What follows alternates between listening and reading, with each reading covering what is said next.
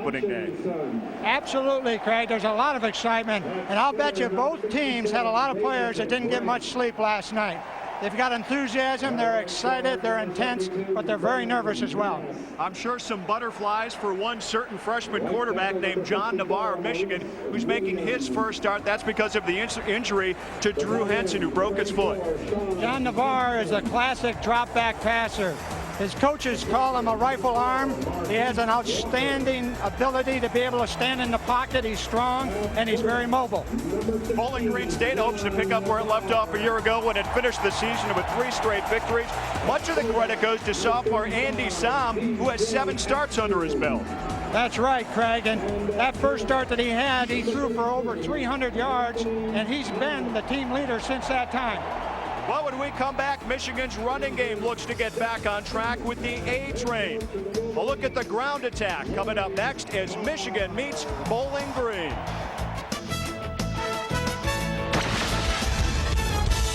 On Navarre's day could be dictated by the running game. Justin Fargas returns after missing all of last season with an injury, but the conductor of the ground attack is senior Anthony Thomas. As the Michigan Wolverines enter the 2000 season, there are high expectations. But for the Wolverines to contend for the national title, they must run the ball better than they did a year ago when they managed just 121 yards per game, their lowest total in 37 seasons.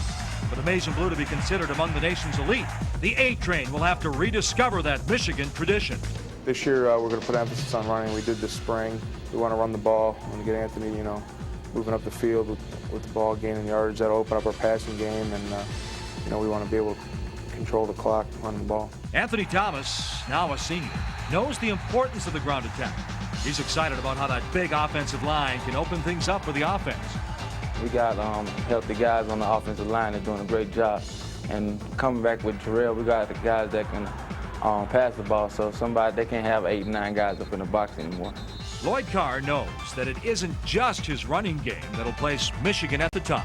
I think you have to have balance, and if we can stay healthy, which is something that we certainly had a problem with a year ago, we should be able to be more effective running the ball. Certainly we hope so, but I think college football, from the standpoint of the way people are playing defense now, they make it harder for you to run the football, so I think balance is still the key.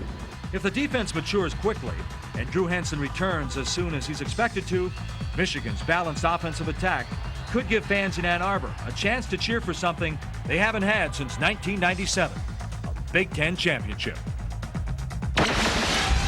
Thomas had a career year in '99, rushing for nearly 1,300 yards and 17 touchdowns. Well, Bowling Green isn't rolling over. They've got the dynamic duel, the 1-2 punch at tailback, and Joe Alls and Godfrey Lewis, who combined for more than 1,000 yards last season, Bob. That's right, Craig. And as you look at Joe Alls, he gained an amazing 5.1 yards per carry last year. And Godfrey Lewis is a very tough physical runner. It should be fun watching him run today.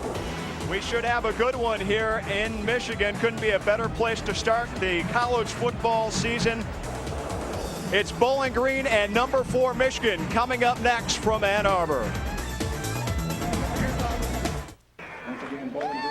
Welcome back to Ann Arbor. It's Bowling Green and number 4 Michigan in the season opener. And as you can see, it is a warm summer-like day here as we start the Labor Day weekend. The humidity high, temperature at 82 degrees. Forecast is for hazy skies, which may keep that sun away and keep that heat off some of those players. Let's take a look at the coaches. Lloyd Carr entering his 6th season here at Michigan. 1 win shy of number 50 already as a head coach. Over on the other side of the football, it's Gary Blackney entering his 10th season at Bowling Green. 58 wins, 41 losses. He had success very early on in his coaching career with the Falcons, but he's looking to bring Bowling Green back. Here's a look at the series history. Bowling Green against the Big Ten, only 1 win, that coming way back in 1972 against Purdue. Michigan unbeaten against the MAC. This is the first meeting, as we mentioned off the top, between Bowling Green and Michigan. And we've got a couple of young quarterbacks going at it. As we mentioned, Andy Sam of Bowling Green and John Navarre, who you know has some nerves for Michigan. He probably expected to take over in a couple of years after Drew Henson left, and for the last couple of years, Bob. Of course, you mentioned Drew Henson. A lot of these fans have been waiting for a couple of years to see him as well. Exactly, and he certainly will get his shot when his time comes. But right now, the game belongs to John Navarre at the quarterback spot. Bowling Green won the toss and deferred to kick off. They're going to put their defense on the field first. Gary Blackney certainly likes what he's got coming back on defense. One of the strengths of the team, 9 starters return.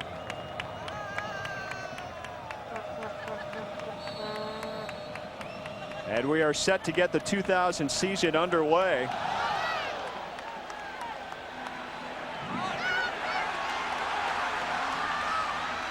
Vargas the return, I should say Thomas over the 20-yard line, and Bowling Green all fired up as they'll take over. Michigan well about the 21-yard line. John Navarre coming back. Justin Vargas was the return man. John Navarre, the freshman from Cudahy, Wisconsin, thought about going to Northwestern, had an offer from Wisconsin, and ends up at Michigan. Well, the coaches have gotten him ready by putting him into a lot of situational type of practice plans, and we'll see how it's going to pay off starting right now. And he is surrounded by a great offense, at least on paper. People like it. 1st and 10 at the 22. And Navarre handoff to Thomas, and he's met right up near the line of scrimmage, maybe a gain of 1. Let's take a look at the starting lineups tonight, or I should say this afternoon, from first the Michigan Wolverines. And there's the backfield. We talked about Anthony Thomas, his fullback, BJ Askew right up front, and John Navarre. David Terrell, the All-American and Fred Biletnikoff candidate.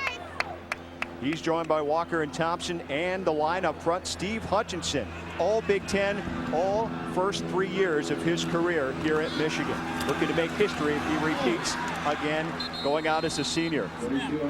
Thomas carries up to the 25, so that'll set up now 3rd down and about 7 as we take a look at Bowling Green starting lineup. DJ Durkin, the heart and soul of that front line for the Falcons.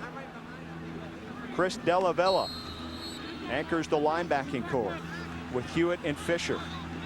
And Chad Long, who's coming along, pretty veteran group in that defensive backfield for Bowling Green. 3rd and 7 now. First big test for the freshman quarterback, John Navarre. Back to pass, loops it over to Thomas. Easy 1st down. Plenty of running room as he heads up near midfield, knocked out of bounds at the 45-yard line. Sergio Lund there. On defense, a 21-yard gain for Thomas. That was a good call by the offensive coordinator, Stan Parrish. And when I spoke to him yesterday, he wanted to give John Navarre some throws that he could be successful at. And that was the first one. Good play. They go the safe route to start things out. Opening moments of the first quarter, Michigan on the move. Good confidence boost for the freshman. Thomas again, and he is met up front. That Bowling Green defense, Gary Fisher meets him up front first, and DJ Ochur there as well. This is very interesting, Craig. Bowling Green on the last play has played on Michigan's side of the line of scrimmage. That's what they need to do. They must be slanting, getting up the field with their defensive line. That's going to hurt Michigan's running game. Well, you could tell coming out on the field, Bob, Bowling Green's defense, they said, put us out there right away. We're ready to defend these guys. They're anxious to play and to prove that they can play against a team like Michigan and be successful. Vargas gets his first carry of the 2000 season and loses the football. And it looks like Michigan may have pounced back on the football. And no, Bowling Green comes out of there with it, waiting for an official word. It is Bowling Green football for the first turnover of the game, the first big break, recovered by Carl Rose. That's exactly as a coach that you don't want to have happen in the opening game.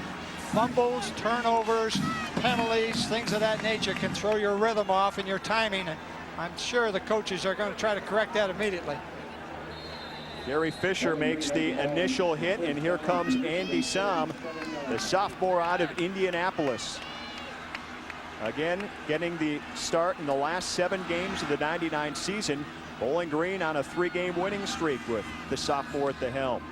And he'll start out passing right away. Loops it down to Kurt Gerling. Gerling still on his feet, trying to pick up another extra yard, and picks up about 5 yards.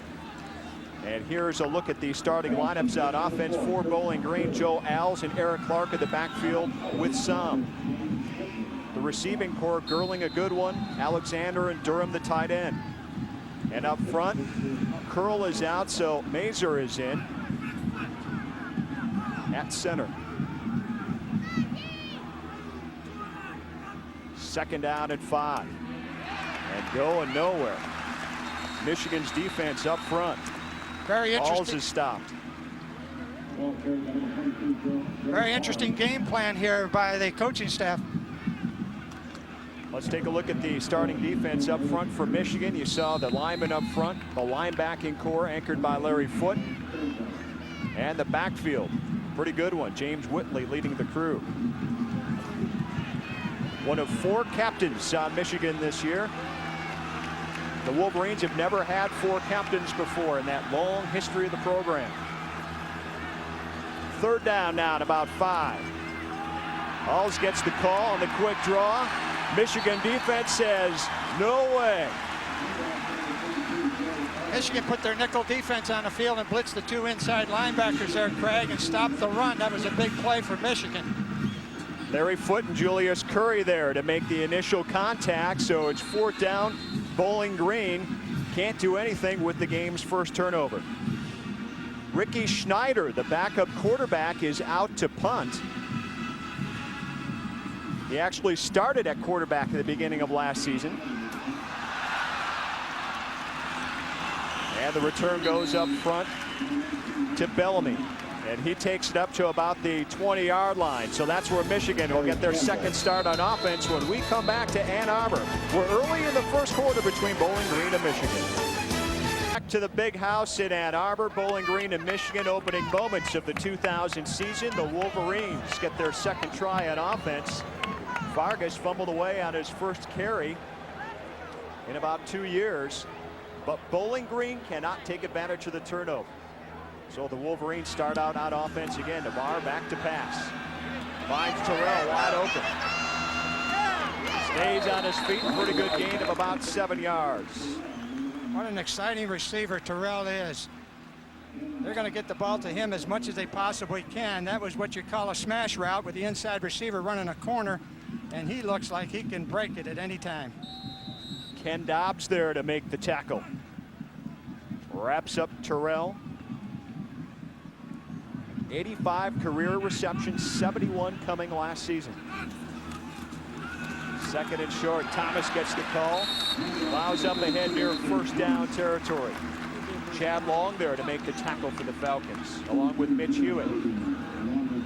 Craig, interesting game plan by both coaching staffs. An awful lot of multiple wide receiver, multiple tight end, one back type of sets, shotgun on early downs. This is going to be an interesting game. Both teams are prepped for that type of system, and it looks like Michigan is executing extremely well right now in this series.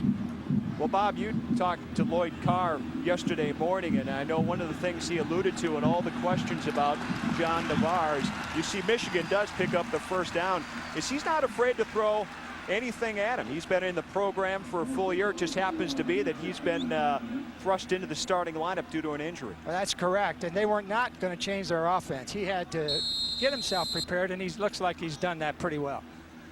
So first and 10, make it the 31-yard line. John Navarre, the freshman who was 34-4 during his high school career in Cudahy, Wisconsin. Back to pass again. Finds Terrell. Makes a spin move and plunges ahead for about a 5-yard gain.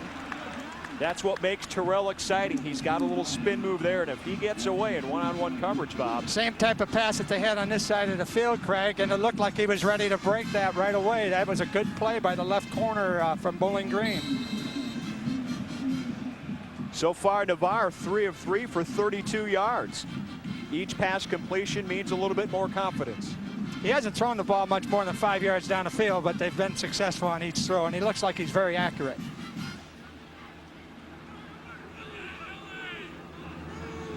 Second down at about 5. Navarre delayed handoff. Thomas takes it, tries to bounce off one of the tacklers and can't do it. Stacked up there by Chris Hainline. and Hewitt. This is where Michigan has to do a great job, is on third down, because they are running the ball so much. They may be creating these 3rd and 3 and 4 and 5 yard situations for them. And let's see what they go to right now. But I would assume the ball is going to be into one of the wide receivers' hands or the running back. 3rd down and short. Terrell lines up on the near side.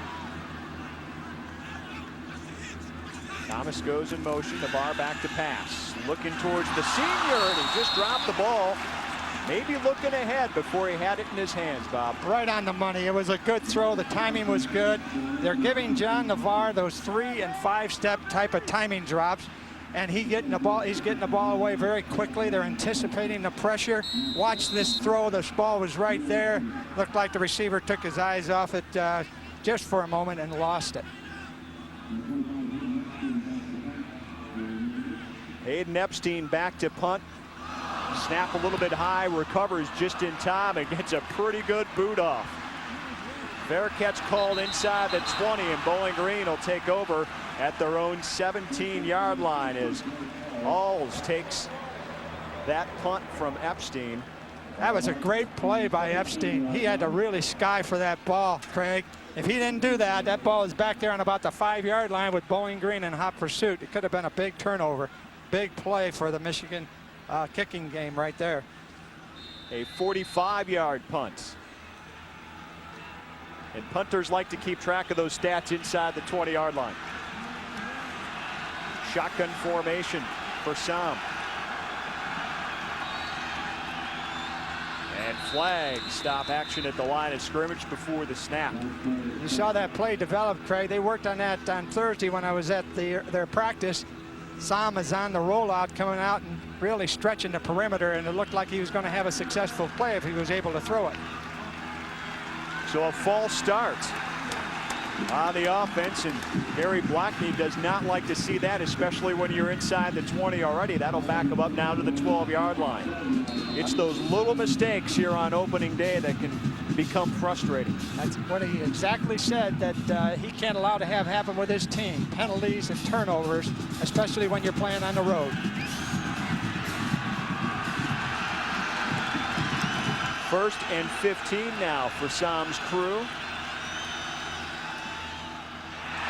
Handoff and tackle behind the line of scrimmage. Michigan's defense right in on it. Jake Freisinger there to make the initial contact. Watch his penetration right here by Freisinger. They got a stunt going with a safety coming from the outside edge, and Freisinger does an outstanding job of penetrating the line of scrimmage and playing on the other side and making a big play for Michigan. A loss of about 2 yards, so Bowling Green really playing from behind here. Only 4 yards rushing so far in 3 tries. And didn't get anything more there. Again, that Michigan defense stacking up that front line. Well, at this point in time, you know, Bowling Green is attempting to do the same thing that Michigan has done on offense. Change personnel on about every snap. Try to confuse the defense and keep them off balance. Run the ball, throw it, try to get the first down. Here's a look at the offense so far. Bowling Green, 5 plays and only 2 yards against that Michigan defense, who starting out the year had a lot of question marks, Bob. That's right. They're young and inexperienced, but according to their coaches, they're fast. They like their speed.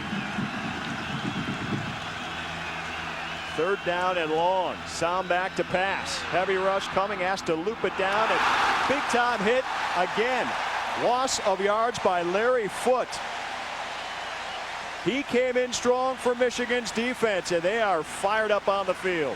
Bowling Green put 4 wide receivers on the field, sent them all up the field real hard, trying to clear a path for the screen to the fullback. The linemen missed their block, because if they had made that one block, they were in man-to-man coverage, and the linebacker that made the play made an outstanding tackle, beating the protection to the ball carrier.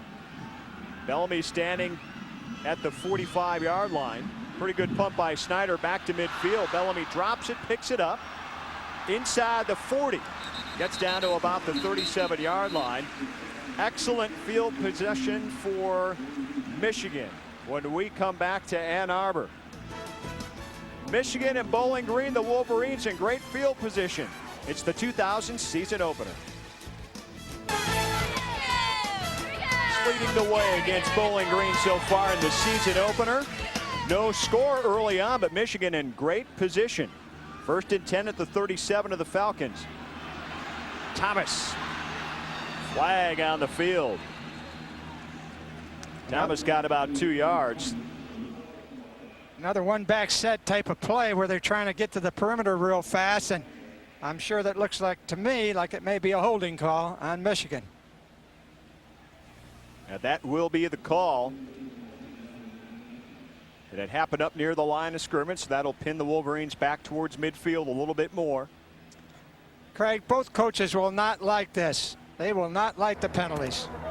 Holding, offense, 10-yard penalty from the spot of the foul, replay, first down. Stephen Pomone, our referee for the opener here. Yeah, as you mentioned, the penalties can get a little bit frustrating for the coaches. That's right. They're drive stoppers, Craig. Have to be eliminated.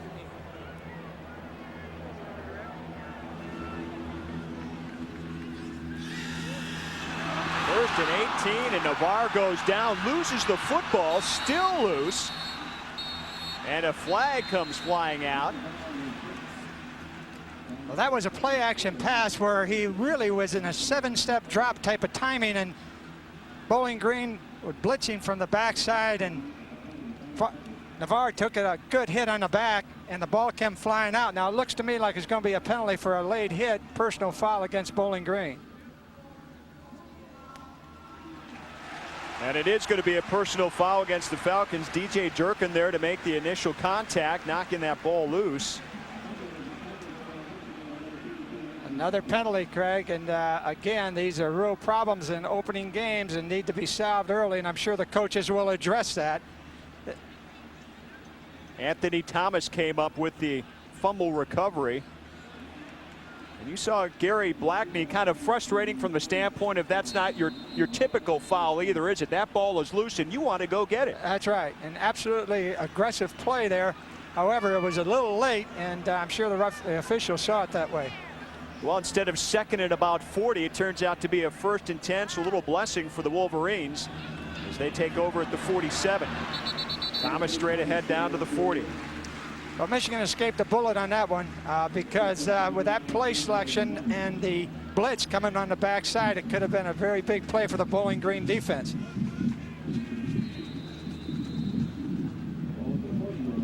Pretty good gain, about 7 yards, sets up 2nd and 3. These are tough calls on defense, 2nd and 3. They know exactly how to play it. Let's see what Bowling Green does. Thomas 6 rushes, 14 yards, gets the call again. Maybe one more. Well, no score here in the opening quarter at Michigan Stadium in Ann Arbor between Michigan and Bowling Green. Along with Bob Elicenti, I'm Craig Kishon, welcoming you to the 2000 season opener.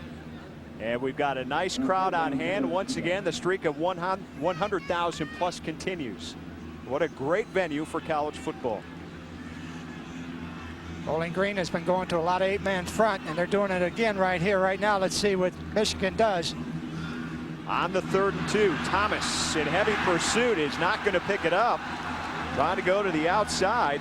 Chad Long there to wrap him up and lose a couple of yards back to the 41. Craig, that was excellent run support by the safety Chad Long. If you watch his angle coming up, taking the running lane away from the tailback, and I think this guy is a guy that they're going to really lean on heavily throughout the year to be their playmaker in the secondary. Epstein back to punt.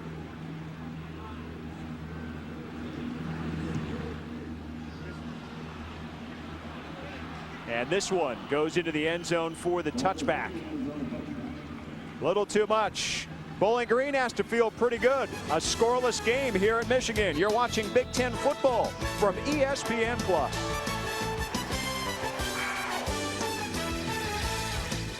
For Bowling Green at the 20-yard line, Andy Som's crew -3 yards rushing, 0 total yards so far in their first 2 drives, which has been 3 and out. Michigan's defense have been aggressive. Actually, both defenses have been very aggressive.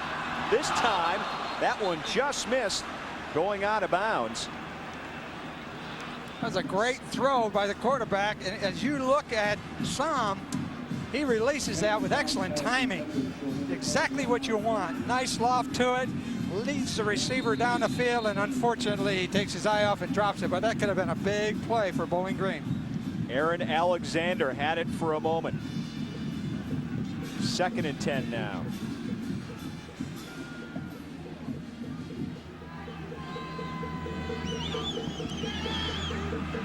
Sam with 4 receivers this time gives it off to the running back, and he is met up near the line of scrimmage, maybe a loss of 1.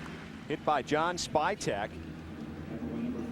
That was a nice play by the inside linebackers from Michigan. They fill the holes really quickly, and I'm sure that Bowling Green coaches Tom Lichtenberg will see that, and they'll go to a little bit more play action on those down and distances to try to bring those linebackers up and create the creases underneath to get the down and distance they're looking for. You saw a moment ago the rushing yards by both clubs. Nothing to brag about early unless you're on the defensive side of the football. 3rd and 10. Sam the handoff again and going nowhere. That Michigan defense once again pushing them back 1 yard and 2 at a time.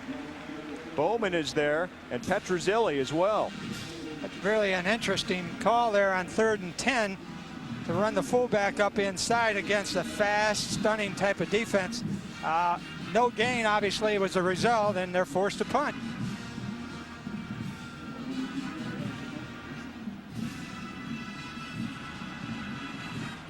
Bellamy the return.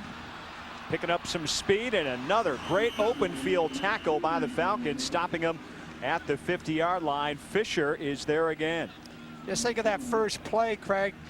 How much of the field position is turned over. That ball was dropped around the 50-yard line. If he had caught it, he may have continued for a touchdown or for a big gain. And now here we are with Michigan having the ball on the 49-yard line of Bowling Green. Field position again for their offense. Special teams and defense, Bowling Green's got that closing speed you look for. That's correct. And obviously that's a big part of the game is speed. And both teams are playing extremely close to the vest right now. Walker and Terrell in at receiver for Navarre. This time he hands off to Thomas. Makes a nice cut. Crosses the 40, 1st down for Anthony Thomas. A 12-yard gain down to the 37-yard line. You know what made that play go, Craig? Take a look at the offensive line. They overloaded the tackle to the right side, kept the tight end on the short side, and created a mismatch to the wide side of the field and given the running back room to make his cuts. Carl Rose in on the tackle for the Falcons. Thomas 9 carries already here in the first quarter. Still 2 minutes to go. Here's his 10th.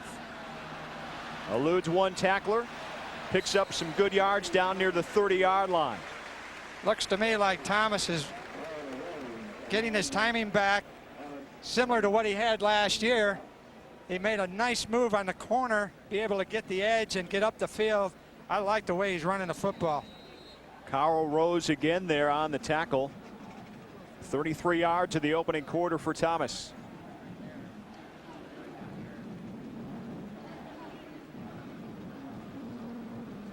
Sets up 2nd and short, and if you're an offense, of course, Bob, you love 2nd and short. Absolutely. That's a down that you're looking for all the time to stay on schedule or ahead of schedule. You don't like what just flew into your screen there, that yellow flag. And it's going to be holding against Michigan. So much for 2nd and short. Well, I'm sure the coaching staff at halftime are going to address that on both sides of the ball. But more importantly, these types of penalties sometimes you anticipate are going to happen, but there's way too many here in the first quarter for both teams to keep drives alive. Holding offense with a takedown at the 10-yard penalty from the spot of the foul. Replay, 2nd down. You mentioned the frustrations and getting things corrected. 2 holding penalties already on Michigan's offense. Right, and you want your teams to play smart and you want them to play efficiently, and the efficiency has to do with penalties and so on. Second down and 14. Navarre back to pass. Looking for Terrell. He's open. Touchdown, Michigan. 41 yards, the freshman. His first collegiate touchdown pass. That was interesting about that throw. It was a play action to the weak side. And as he threw it, our receiver split the double coverage. And as he split the double coverage, the ball was right there on the money. Terrell gets a big play. Sergio Lund and Kyle Rose get the worst of that against Terrell on defense. Epstein in to try the extra point. And it is there. And the Wolverines, with a minute to go here in the first quarter, have scored their first points of the 2000 season. They lead Bowling Green 7-0. As we watch this, Craig, you know, this was well executed. Good play action, good setup, excellent throw, led him into the end zone. Terrell is beating those defensive backs by about 5 yards. That was a big time play. He had the giddy up going from the start off the line of scrimmage, didn't he? He sure did. They're not pressing him or bumping him, and I'm sure maybe they'll change up and roll up on him and not try to give him free access like that, because that was too easy for him to split those defenders. Well, pretty impressive start for John Navarre. 4 out of 5, 73 yards and a touchdown. And he likes Terrell, already catching 3 of those passes. Well, as you know, and as you've noticed, now they're going to some play action with him, a little deeper drop, getting rid of the ball. They've set up the run. They've run a 3- and 5-step drop passing. Now it's time to play action and get the ball deep, and that was an excellent call by Stan Parrish.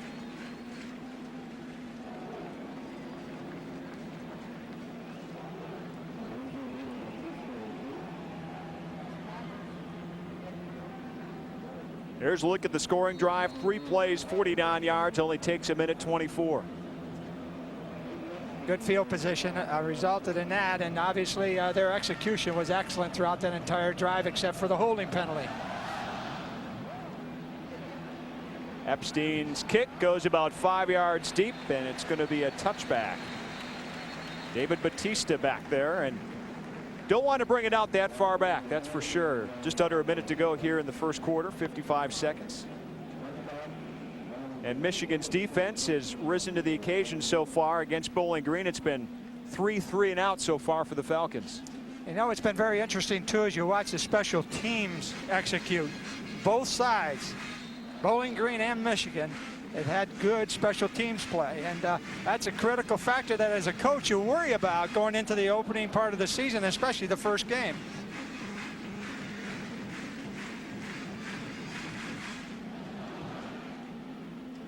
So the Falcons at their own 20. Gurling in motion. Sam back to pass, rolls to his left. A lot of room to run if he wants to. This time he dumps it off to his big tight end and picks up a first down. Ross Durham. Other scores from around college football: number 16 Ohio State and Fresno State scoreless in the first quarter. Toledo leads Penn State in the first quarter 10-0. Nittany Lions already with 1 loss on the season. Minnesota trailing Louisiana Monroe and Purdue and Central Michigan get going in just a little while. Number 10 Virginia Tech, the early lead over Akron, and Nebraska and San Jose State just underway as well. Top-ranked Cornhuskers. First down at 10-33. Saab trying to get a little rhythm in his offense with another pass play, but again across that front line, the big paw up in the air by Jake Freisinger knocks that one down. Freisinger gets his hands up. They try to cut him at the line of scrimmage. Does a great job playing off the block. But going back to that first play on 1st and 10, and what I said earlier about play action, I think Sam got out on the edge there on that bootleg and really made a nice play on that throw to the tight end. Good call by Tom Lichtenberg.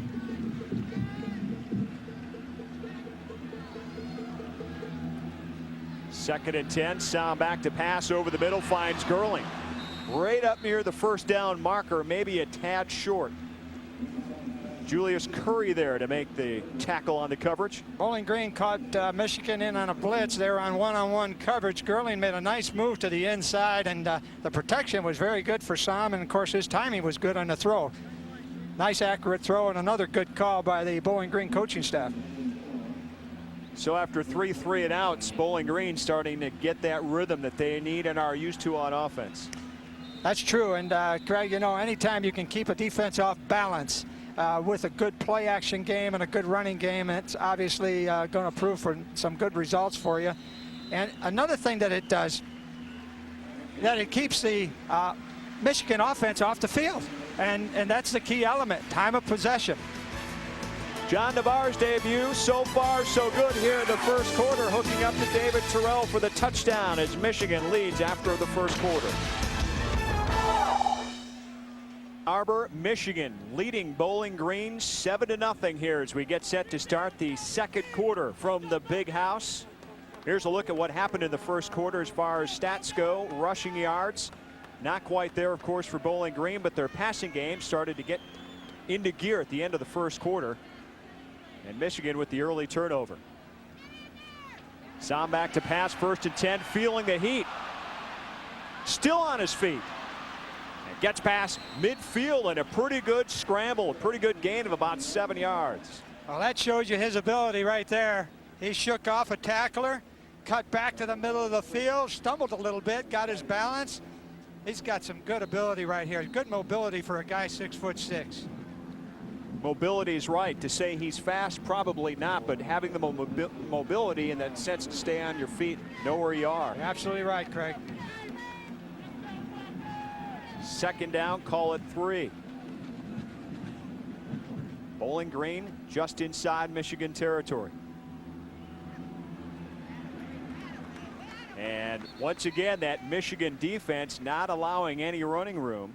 Well, they loaded up that time, Craig. They brought the safety up on the weak side and had an 8-man front.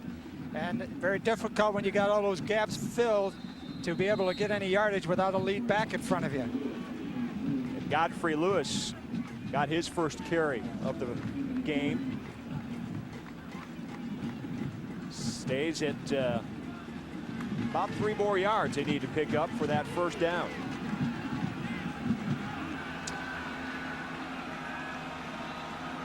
Sam in that shotgun. Back to pass, rolls to his left. Looking for Gerling. And it looked like Gerling should have caught that ball, but the defense, Curry, may have got a hand in on there. He distracted the throw. He made a nice play, and if the ball was not thrown outside and wide, he might have picked that and gone for a touchdown. You can see on the replay, he has his sights on it, and Gerling should have probably caught it. If he had caught it in his hands, he made a big play out of it. Ronald Bellamy standing at his 10-yard line, set to take the punt from Ricky Snyder.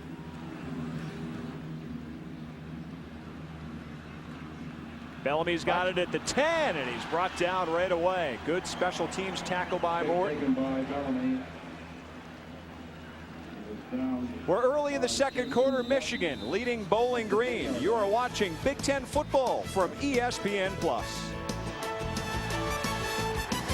Falcons 7-0. We are early in the second quarter, and Michigan, of course, a huge line of history, starting season number 121 here, and another possible false starter offsides. It looks like it's going to go against the Wolverines. It's a false start on the right-hand side of the offensive line, it looks like to me, Craig.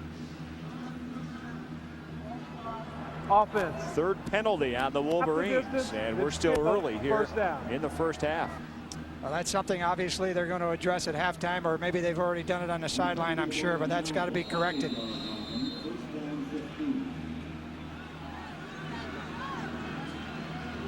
That pins Navarre back to his 5. Rolls out of there. Dumps the pass up. Plenty of running room ahead. Nice cut up field, still on his feet.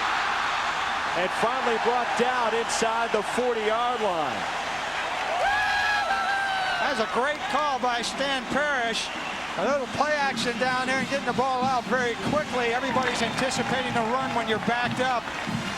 I thought Navarre did a great job of ball handling there, faking that run and getting everybody brought up into the line of scrimmage and then bringing it out on the edge. As you see on this replay, giving him a chance to make an outstanding play to his running back. Again, that ball was only thrown about 2 or 3 yards, but Askew did the rest. And he rumbles 58 yards. And again, the key, staying on his feet. And he had a lot of room to get a rumbling going. Thomas, about 3 more down to the 34. You know, Craig, John Navarre had to have success early for him to gain confidence. And, you know, as I'm watching him perform, I see a more and more type of confident type of quarterback out there. His numbers are fantastic. 5 for 6 for 131 yards. That's a great start for that young man. Is he a freshman or a senior, Bob? Playing with extremely good technique. Well coached. Second down and 7. Navarre rolls out again. Feels the heat. Looking for Terrell and draws the flag. It's going to be pass interference inside the 5-yard line. Well, that was a throwback off a play pass, and David Terrell had tremendous momentum going towards the end zone, and that ball was thrown exactly where he was going to be. The defender grabbed him by the shirt and the neck, saved a touchdown, but obviously the flags come out. Ken Dobbs should be guilty of the infraction. Here's another look. Holds up Terrell and denying him the ability to catch the ball. So on the pass interference, Michigan gets the yards back. Could have had 6, but they'll settle for 1st and 10 at the 19-yard line. There's a look at the penalty situation. Bob, you brought up a good point, though. Take the penalty now, because otherwise he's going in the end zone. He had a touch, and it was a greatly executed play by both the receiver and the quarterback.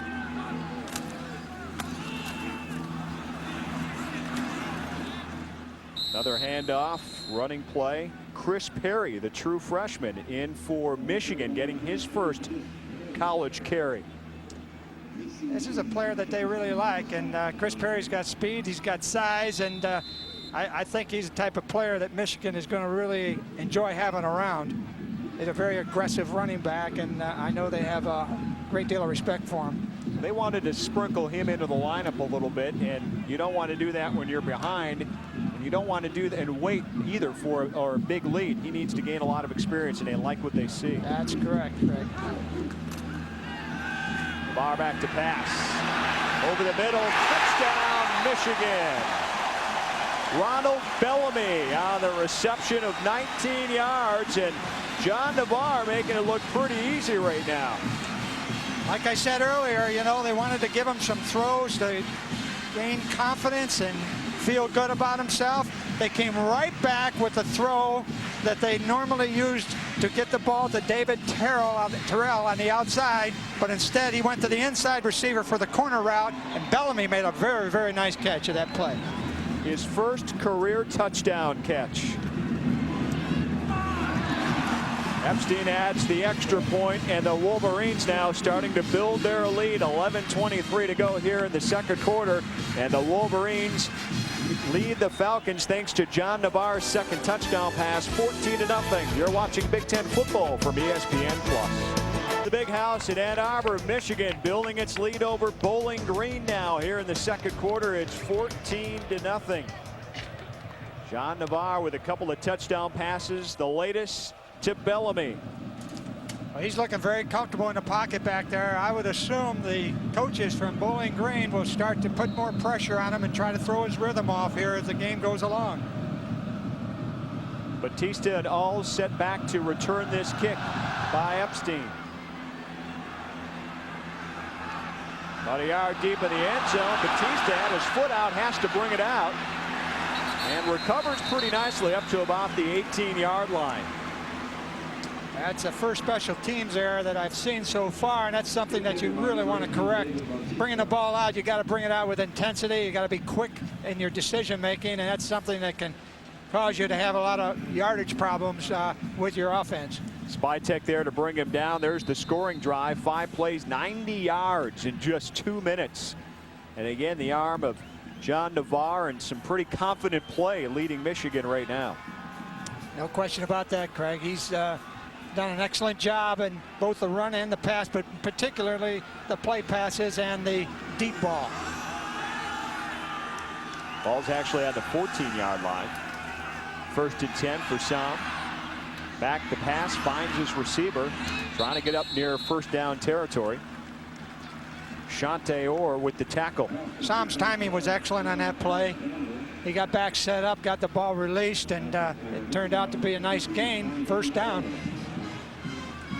Aaron Alexander with the run, catch and run. 150 yards passing already for Navarre. Well, Bowling Green has taken the running game away. They've got 15 carries for 24 yards, so Navarre has stepped up and done a great job for that young man. Sam feeling the heat. Gurley on a great pass play. Picks up the 1st down up to the 38-yard line. We do have a flag down on the play, however, up near the line of scrimmage. That's an area where holding is generally called, and that's unfortunate for Bowling Green because they got a nice little drive started here.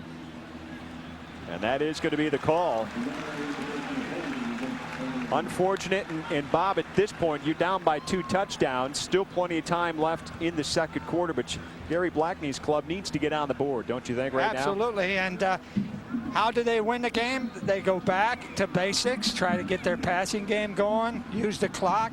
Obviously, this type of throw is what you want. He's got a lot of pressure on him. He stood in the pocket, got rid of it. It's unfortunate they got a holding call. Michigan's D was coming, though. Well, it's an up-the-field defense. It's a pressure defense. They like the speed. They're inexperienced, but they're youthful enough and they're aggressive enough that they can make things happen. It should be an exciting defense to watch grow. I bet by the middle of the season, they'll be very efficient and very cohesive as a group.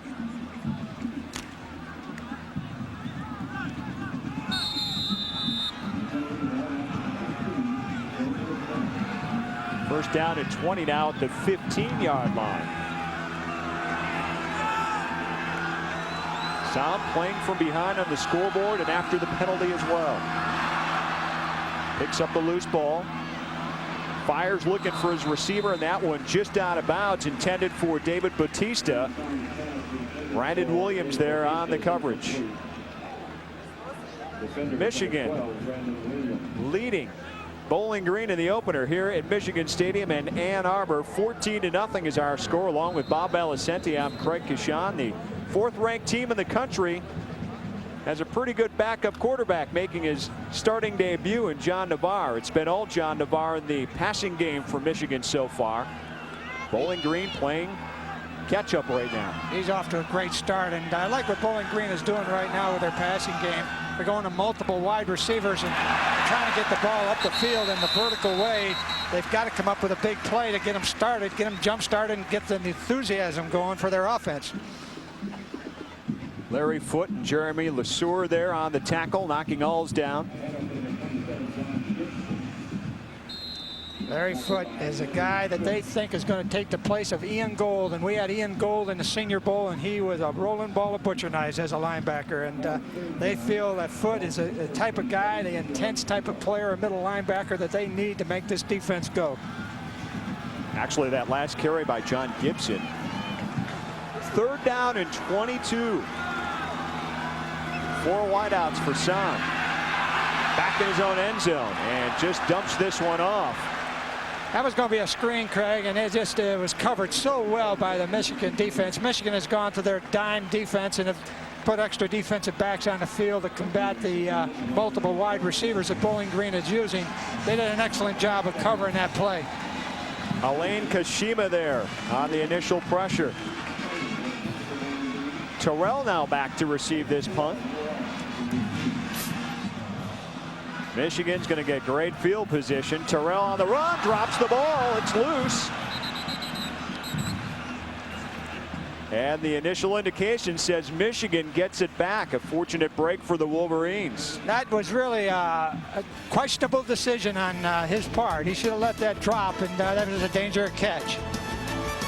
Well, the Wolverines have a 2-touchdown lead over Bowling Green. When we come back, 9:26 to go. You're watching Big Ten football from ESPN+. Introducing here at Michigan Stadium, first game ever played between these two schools. Trailing the Wolverines, though, by 2 touchdowns on the scoreboard.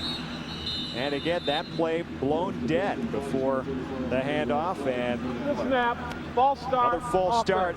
5 yards, This time on the still Wolverines. First down.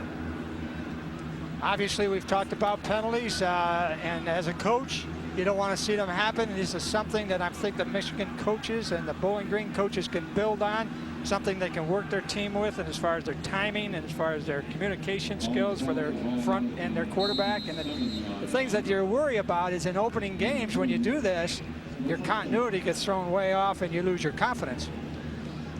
John Navarro has a lot of confidence right now. It's the third time that Michigan has started to drive inside Bowling Green territory. Looking over the middle, Bellamy again. Well, right now they're in a pretty good rhythm. Great timing by Navarre. I mean, when he planted that foot, that ball was coming out of there. And the accuracy is the thing that amazes me for such a young quarterback. The ball is on the money. You look at that throw right there, it's right in the belly. The receiver does a good job of covering up. But Navarre, he'll stand nice and big in the pocket, get rid of that ball on time, and that was an excellent call and an excellent execution of that play. 23-yard pickup down to the 24, 1st and 10. Fargas the carry, a lot of room to run. Picks his spot, gets down to the 18, a gain of 5. I know the coaches are happy about seeing him out there.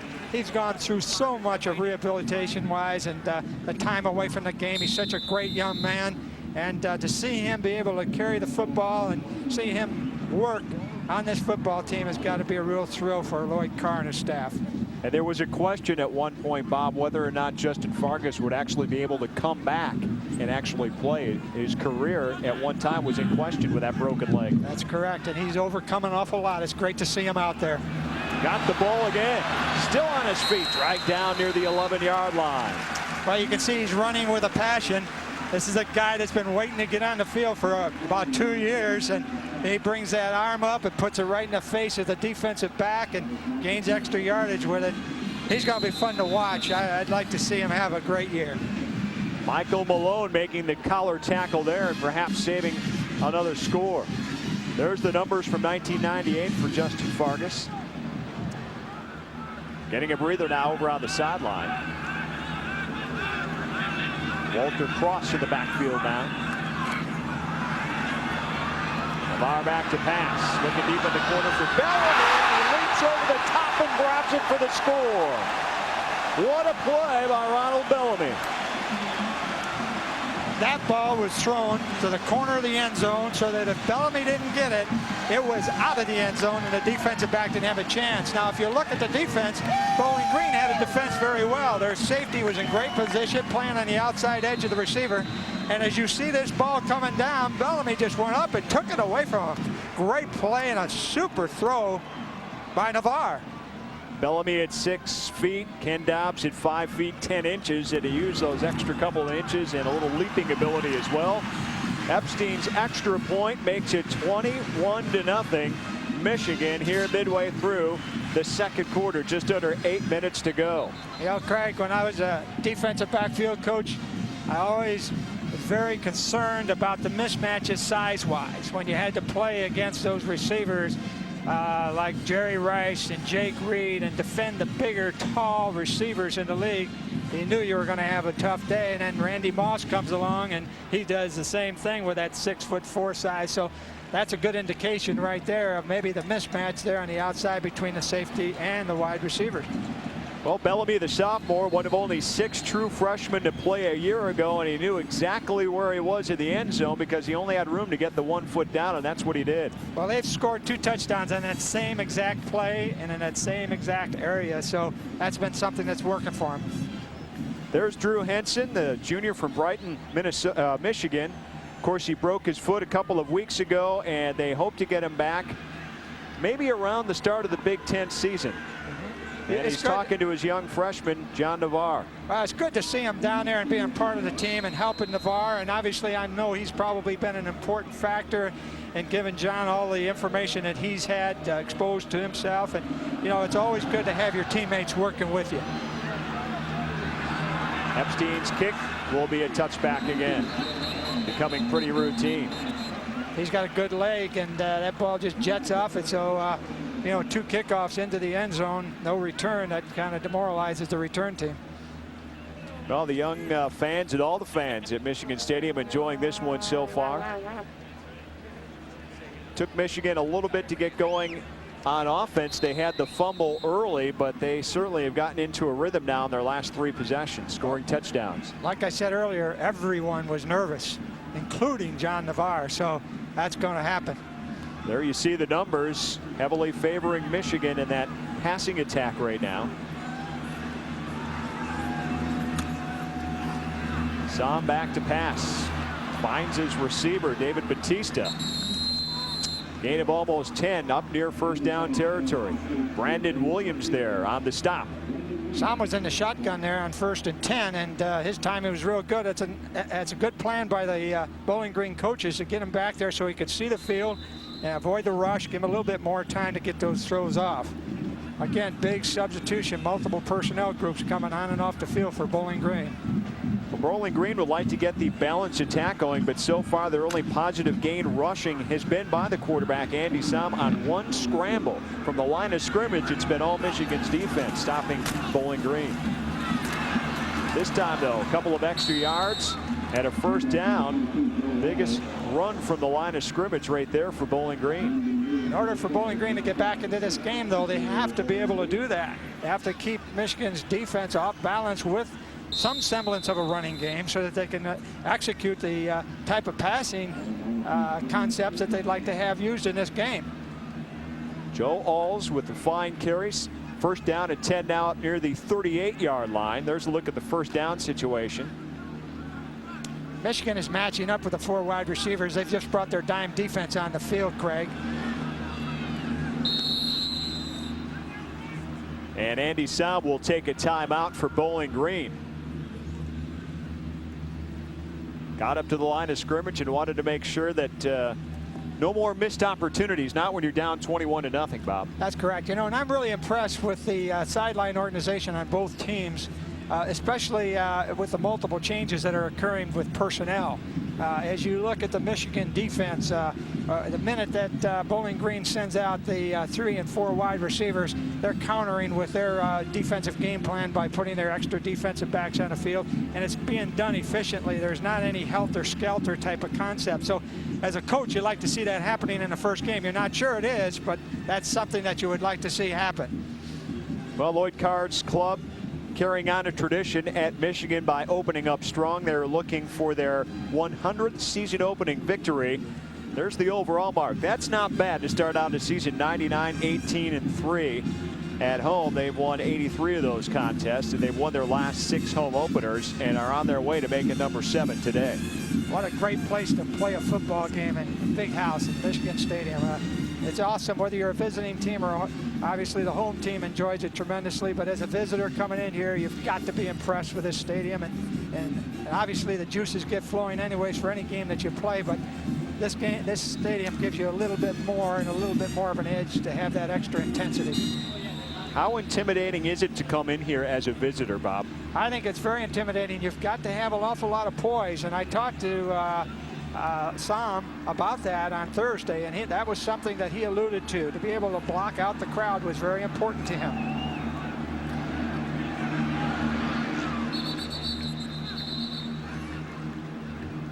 First and 10 play.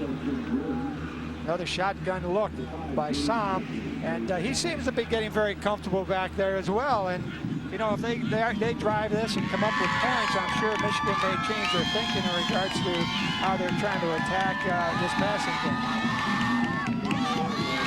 Well, we got a few people in a good mood, and we know why. Looking at the scoreboard.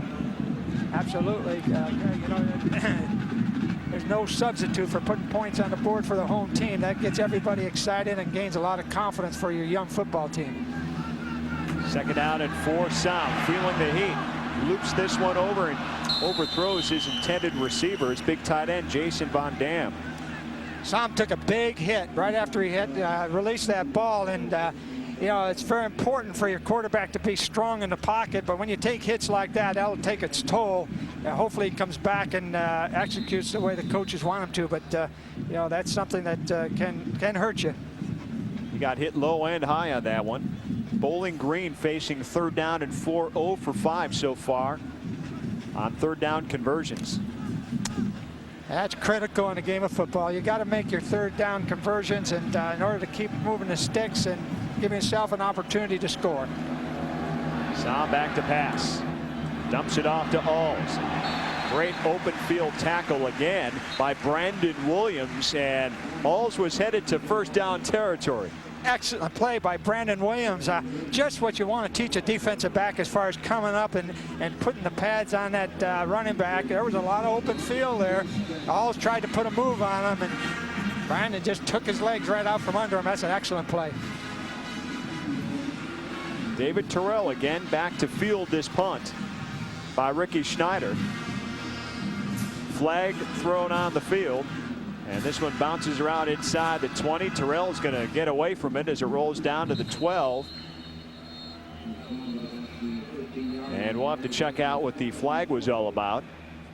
Looked like it was near the line of scrimmage.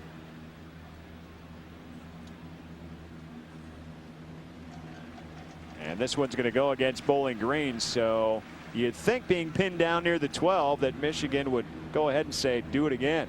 They'll make them punt again, hoping to get better field position. But going back to that play by Brandon Williams, you look at certain plays in a game that are sometimes game breakers or plays that turn games around.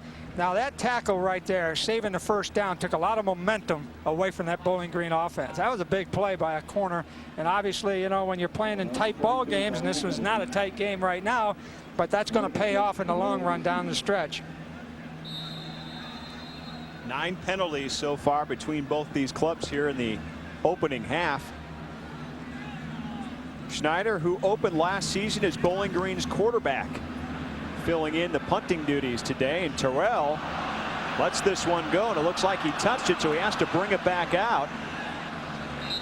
And he brings it out near the 10-yard line. Terrell had his hands on the football and had to recover because it was a live ball. It's going to be Michigan football, and we come back. It'll be 1st and 10 at the 10. You're watching Big Ten football from ESPN+.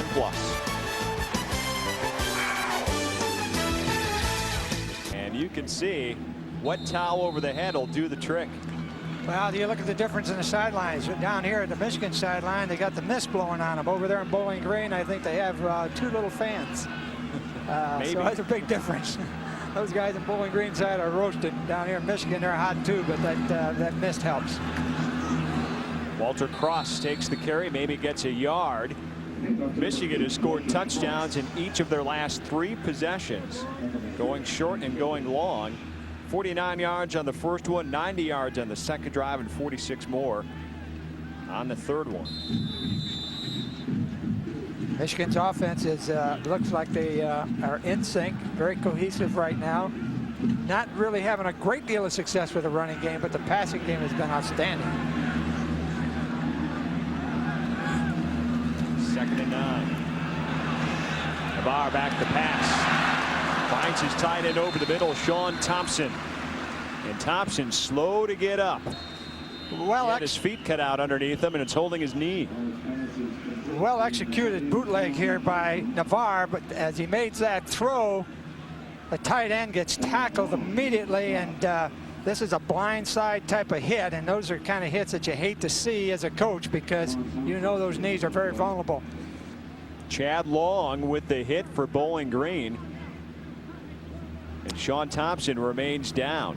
That's the 2nd time they've used that play from a backed up situation, Craig, and they've done a great job executing that. As you look at that offensive line, how they sell the run, and then Navarre comes out on the edge, and what we call that, I've called that in the past, is just a naked bootleg where he comes out without any blockers in front of him. Watch the line pull, and everybody is drawn to the right or to the run, and here comes Navarre with a clear look at the defense and where his receivers are. Nice timing. Great confidence, good technique by Navarre and the offensive line. The offensive line for Michigan has been traditionally outstanding. When Jerry Hanlon was a coach here years ago, and I used to visit Michigan when I was a college coach, the offensive lines were just terrific. And it looks to me like right now they've got that same concept going, and certainly that's going to be a real plus for them as they get down the road. Good to see Sean Thompson on his feet. You saw the numbers from last year. Of course, he had the big touchdown catch in overtime in the Orange Bowl that turned out to be the game winner. All Big Ten All-American candidate and an academic All Big Ten player as well. So he goes off the sideline. Michigan now 1 of 3 on third down conversions. They have 3rd and 1 here. They've had 3 or less yards to go. They've had trouble converting, but this time Cross looks like he stretches ahead and gets it by a yard or so up to the 22. Well, they come in with a 2 tight end set, put a lead back right in front of Cross, and they ran it to the weak side of the formation. Got the first down. That was well executed by the entire offense. Michael Malone and Mitch Hewitt there on the stop, but it's still going to be 1st down and 10 for Michigan. Clock rolling, approaching 4 minutes 20 seconds to go. Look at the numbers for Navarre. Only 1 incomplete pass, nearly 200 yards of offense for him and 3 touchdowns. Cross gets it open field to his left. A lot of running room for Walter Cross. He's knocked out of bounds at the 39-yard line. Nice run by Cross, but take a look at Askew's block. That's the one that sets him free. Askew leads up inside on this counter play and takes the linebacker on, gets a good piece of him. Cross does the rest. Sergio Lund and Michael Moore knock him out of bounds, but not after a 16-yard gain. Askew did a great job of that. Great timing, and those kind of misdirection plays look to me like they're going to be something that'll pay off big for Michigan as the season goes along. Handoff, Thomas back in the game, maybe a yard. Came right back to that play except from a different set. So they obviously have some confidence in it and want to work on it and get some timing with it. But that was the same type of play, only coming back to their offensive right side. DJ Durkin there on the stop for Bowling Green. 2nd down and 9. Well, the Wolverines are working the clock right now, Bob, and they would like nothing more than to run the clock down and get on the board again. Here comes Fargas trying to turn the corner and slips, but a nice gain into Bowling Green territory. A lot of action around the Big Ten. Ohio State 20-0 over Fresno State. Toledo still leads Penn State 10-0. Minnesota now a 10-point advantage over Louisiana Monroe, and Purdue and Central Michigan will start it in a little while. Number 10 Virginia Tech 18 better than Akron, and Nebraska a lead over San Jose State in the 2nd quarter. Number 17 Mississippi also leading Tulane, and Texas A&M and Notre Dame are scoreless. 1st and 10 at the 48. It's Thomas again. Plunges ahead for about 6. Michael Malone there on the stop. And from the Big East, West Virginia 17-0 over Boston College in the 2nd quarter. Our score here, Michigan 21, Bowling Green nothing. Now 2nd down. 3 minutes to go here in the 1st half. Well, this is a great drive for Michigan, and it's given their offensive line a chance to breathe together. You have to be very cohesive up front to make your running game go, and it takes an awful lot of work and timing. And you can see this drive is something they're working real hard on right now. Thomas with 44, Fargas with 28 to chip in for the running game. Thomas picking up 1 more, so that sets up 3rd and short for the Wolverines. Once again, though, that clock keeps going, Bob. That's right, and another one of those counter plays coming back to the left side, and obviously this is something that they want to get as much work on as they possibly can, and I'm sure they'll have some play action off of that. But it's important that they get their timing down on plays where guards are pulling and tight ends are coming around and backs are leading up in there to make the running game successful. So this is good work for them right here. This will be the 9th play of the drive. 7 rushing plays, only 1 pass called here. Another handoff, Thomas. And it looks like he just got it. Kerry Campbell there bringing him down, but looks like another 1st down for the Wolverines as the drive continues with 2 minutes to go. Another super job by number 35 Askew. If you watch him as he comes off the ball, he'll take the defensive end or the outside linebacker, get a piece of him, and then chip up on the corner. And as he comes off, he becomes the lead blocker. Watch this. As you watch the replay, see him come up and block number 30. Obviously, that part of the plan, and gives the running back the chance to get the edge and get that extra blocker out in front of him. Askew, one of only 6 of those true freshmen to see action last year. The starting fullback now. Navarro over the middle, looks for Terrell. And Terrell had it and lost it inside the 15-yard line. Ken Dobbs there on the coverage. Again, that ball was right on the money. He kind of left his feet and tried to catch it. I don't know exactly what happened as we watched the replay here. Maybe he took his eyes off it, but that ball is right there and just off his fingertips.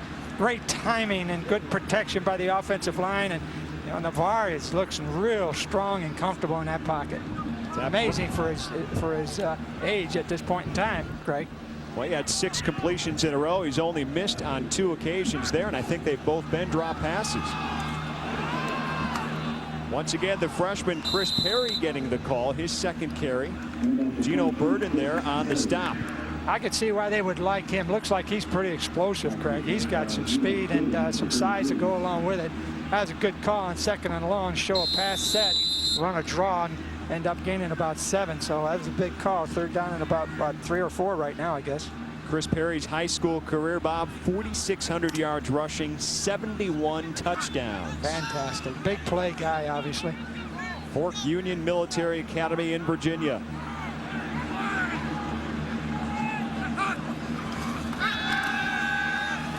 Navarro back to pass, and this one looks like it may have been dropped by Perry again. Again, right on the money. Great execution by Navarro. And coming up at halftime, the National Notebook. We'll also take a look at the Big Ten and highlights and stats from the first half as well. All coming up in just a few minutes during halftime here from Ann Arbor. 4th and 4 situation now, and John Navarro in the game as the holder in this case for Epstein, who will be attempting, it looks like, about a 38, maybe a 37-yard field goal. This one blocked. Bowling Green gets up front. And special teams comes through. Chris Gantlis and Will Teague looks like they came in for the block. That was a great effort by that Bowling Green front. They did not want more points on the board, and this is a huge motivating factor for them before they go in the locker room. You'd like this on special teams, and somewhere along the line when you're behind in a game, somebody has to come up and make a big play, and there's one of them right here. Great leaping ability, and that's what you need on your front line on special teams. That's the only way you're going to be able to get that one. That actually was a 47-yard attempt, so sometimes on those the ball's kicked a little bit lower. 44 seconds to go. Let's see what Andy Som can do on offense for Bowling Green. Michigan's defense has held him in check. Well, Lewis scoots ahead. They're going to their hurry-up offense, 2-minute drill. They practiced this on Thursday somewhat while I was there, and let's see how Som executes it.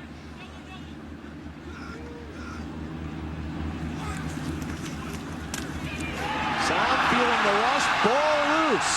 And Michigan had it and lost it, it looks like. Bowling Green got it back.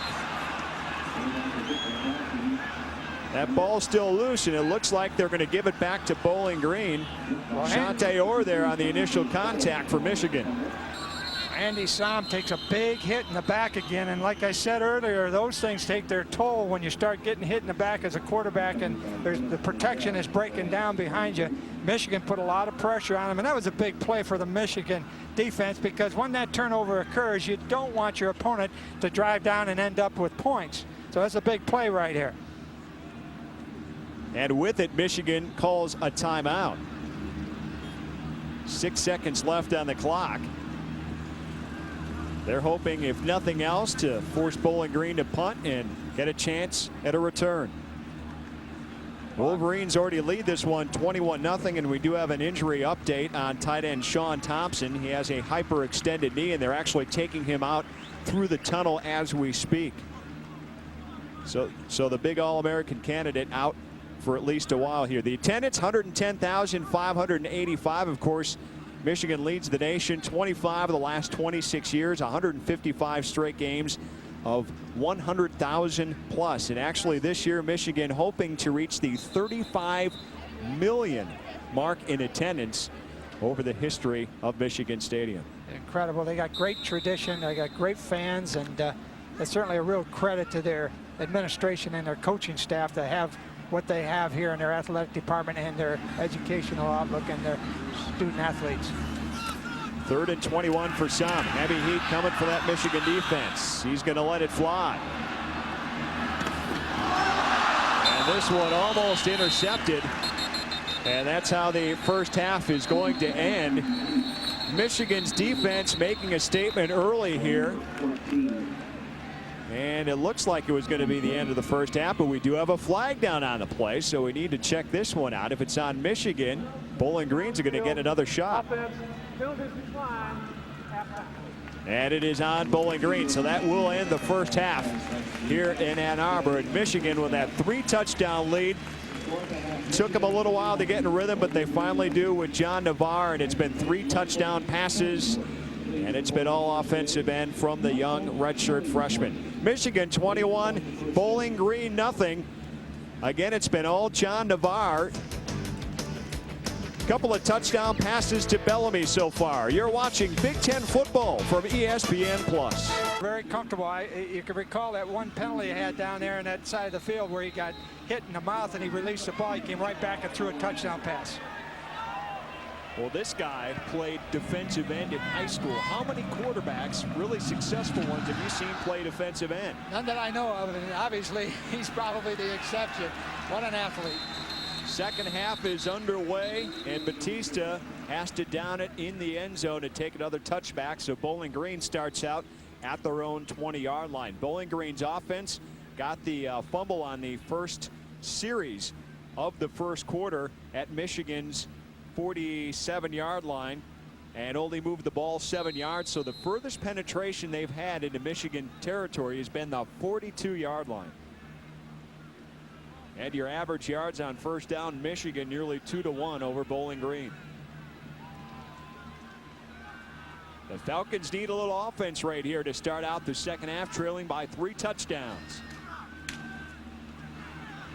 Alls takes the handoff, skips ahead for maybe 2. Well, this will be an important series for Bowling Green to be able to come out in the second half and show that they still can continue to play with a lot of emotion, get the ball up the field, move the sticks, put some points on the board, try to get some enthusiasm on the sideline and get everybody pulling together so they can get back into this ball game somehow. Godfrey Lewis actually carrying the ball on that last carry. 2nd down and 8. He remains in the backfield with Sam. Little play action. Sam under a lot of heat. Finds it to Gerling. Spin move. Still on his feet. Up past the 35-yard line. Good start for Bowling Green here in the second half. Picking up the first down. Excellent execution on the play action right here. Andy Sam goes back and gives a quick flash fake. But watch how he gets his hips around and makes this throw. Very strong in the pocket. Follows through. Gerling makes a move and they got a big play out of it. That's what you need. 14-yard pickup for Bowling Green. Todd Howard there to wrap him up, but not before he gets the first down.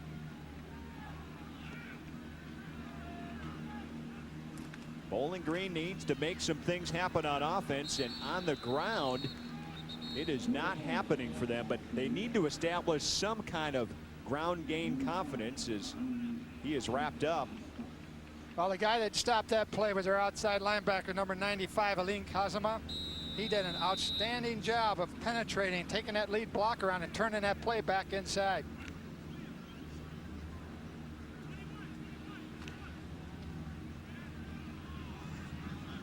There's the numbers so far for Andy Sam.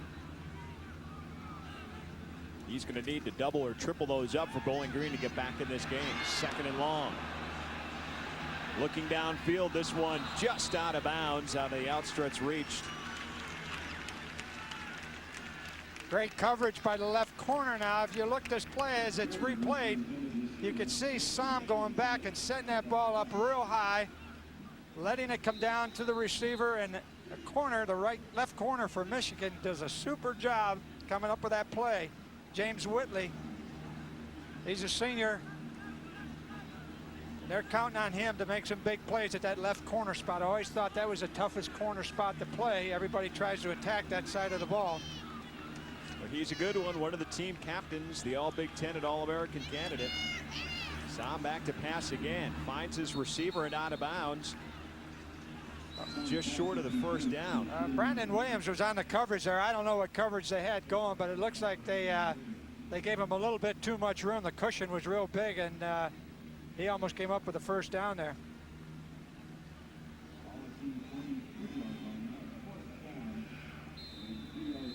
Leon Gant just a little short. That brings Schneider in for another punt.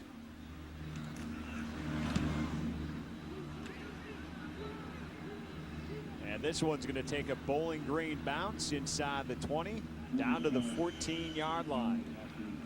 So Michigan will take over for the first time here in the second half. They lead Bowling Green by a score of 21-0. Bowling Green 21 zip. They've got the ball early here in the third quarter at the 14-yard line.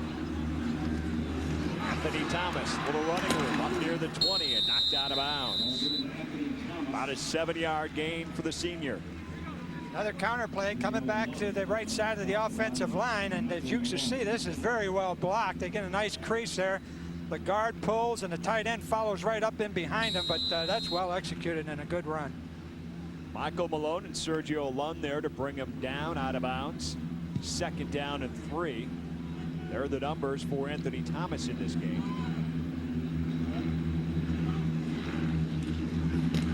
He gets the ball again, but that right up near the line of scrimmage. And once again, that Bowling Green defense pretty solid up front. I think they're doing a good job of what they have as far as their execution, but more importantly, what they seem to do is take the running game away and kind of lose a little bit from their pass rush, and that's something they're going to have to do a little bit better job here in the second half in order to take the tempo away from Michigan's passing game. DJ Oucher there for the stop for Bowling Green. Michigan 3 of 6 on 3rd down conversion so far in this game, facing a 3rd and a long 2. Thomas easily picks that one up, keeps his feet churning, and gets up near the 28-yard line. Michael Malone brings him down. And Anthony Thomas, take a look at his career numbers here at Michigan. Rushing touchdowns ranks 2nd. Rushes altogether ranks 4th. Look at all those top 10 categories. Rushing yards, and he has 13 100-yard games. He has been solid. He's legitimate, no question about it, and he can run with power too, and that's a real plus for a tailback. Another official Heisman candidate, along with Terrell. Got the ball again up near the 30-yard line. And I'm sure, Bob, at this point, Michigan, as much as they'd like to see Navarre get some time passing the football here in the second half, they've got the lead. They like to score one more time, but they want to keep this clock moving as well. They sure do, and there's some things that Lloyd Carr wants to look at, and you can see what he's trying to do right now. His timing in the running game is something he desperately wants to see take off, and this is exactly what they're trying to do. 2nd down and 6 after a pickup of 4. Navarre fakes one way, throws the other. This one loose, caught, bounced around, and B.J. Askew picks it up and gets up near the 50-yard line. How about that? John Navarre comes out there, sees the tight end open, drills it. The safety drives on the ball. The ball is tipped, and here comes Askew. Right, takes the tip, goes up the field, almost breaks a tackle. This is unbelievable. When it's going good, isn't it? Oh, absolutely. The ball bounces your way, and obviously Askew was hustling. He almost breaks that tackle for even more yardage. He's a tough kid to bring down. That was a nice play by the Bowling Green safety, Chad Long. He's played an excellent game back there. He's very aggressive. He had a shot at that interception. It's too bad he didn't come up with it. There's B.J. Askew. Let's rack up 2 receptions, 78 yards in this game. Being at the right place at the right time, huh, Craig? What do you think? Boy, he's got a sense, doesn't he? Frustrating, though, if you're Bowling Green's defense. Right. Hard to coach that. Thomas looking for a little running room, gets about 2 yards just into Bowling Green territory. Well, they're running that counter play quite extensively. It's a counter OF and a counter OY. And when I say F, meaning the fullback is leading or behind the guard, And if I say oh why, it means a tight end is trailing the guard. So they're doing it a couple ways, but all in all, it's just a simple counter with the down blocking by the offensive line. Here's a look at the current drive so far. Started back at their own 14. Terrell on a double handoff, trying to find some room, and Bowling Green plays it pretty well. He only gets about 3 yards. The timing on that wasn't good. The ball was handled a few too many times, it looked like, and they've got a penalty marker down, and I assume it's against them for holding or illegal formation, something along those lines. But the timing's not good on this reverse. Comes off the counter play.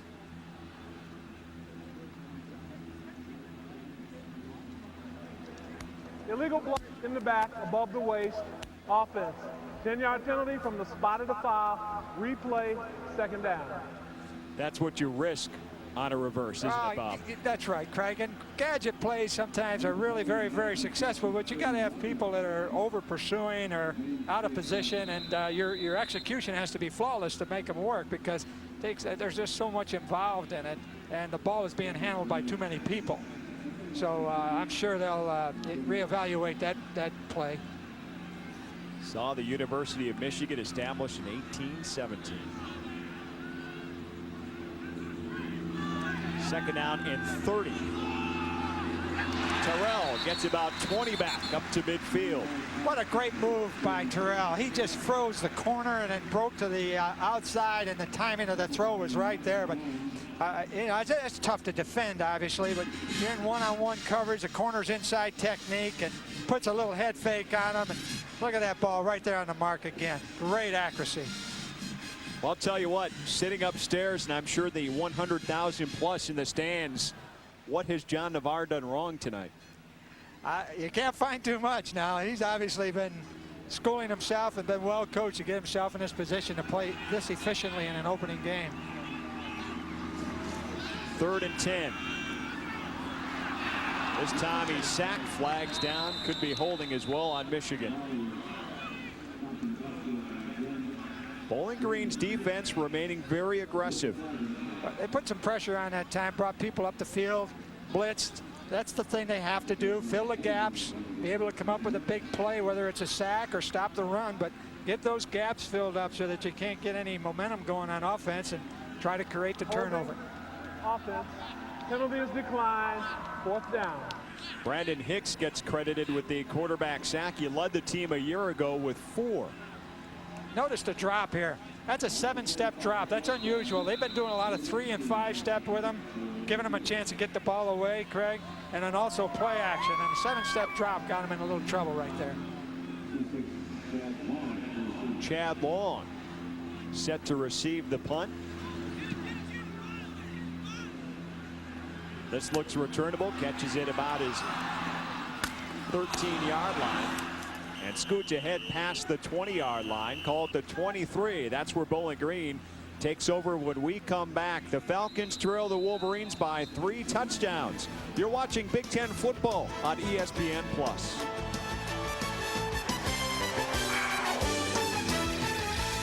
Hello, 1-800-CLASSIC today. Bowling Green's defense comes through, holding Michigan on that last series, but the Wolverines still control the scoreboard. Andy Sam trying to break that donut and get him on the board. First down at the 22. Back to pass. And it looks like a little misplay there. Let's take a look at other scores from around the country. And a big surprise, not from Ohio State, as they lead Fresno State 20-0, but Toledo looks like they may pick up a win for the MAC against the Big Ten, leading at Penn State 24-0.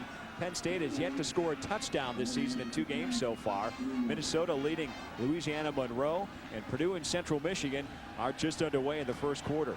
Number 10 Virginia Tech leading Akron, and number 1 Nebraska, big lead at the break.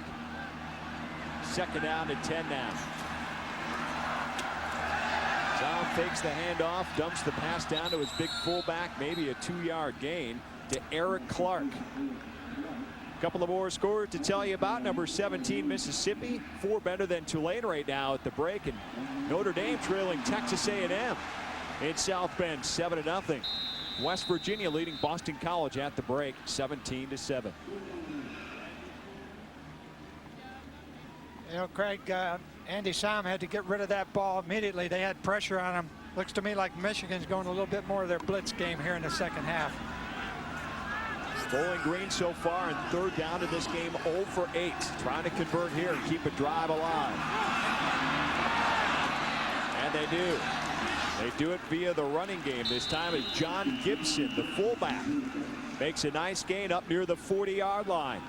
This was well executed and a great call by Tom Lichtenberg upstairs.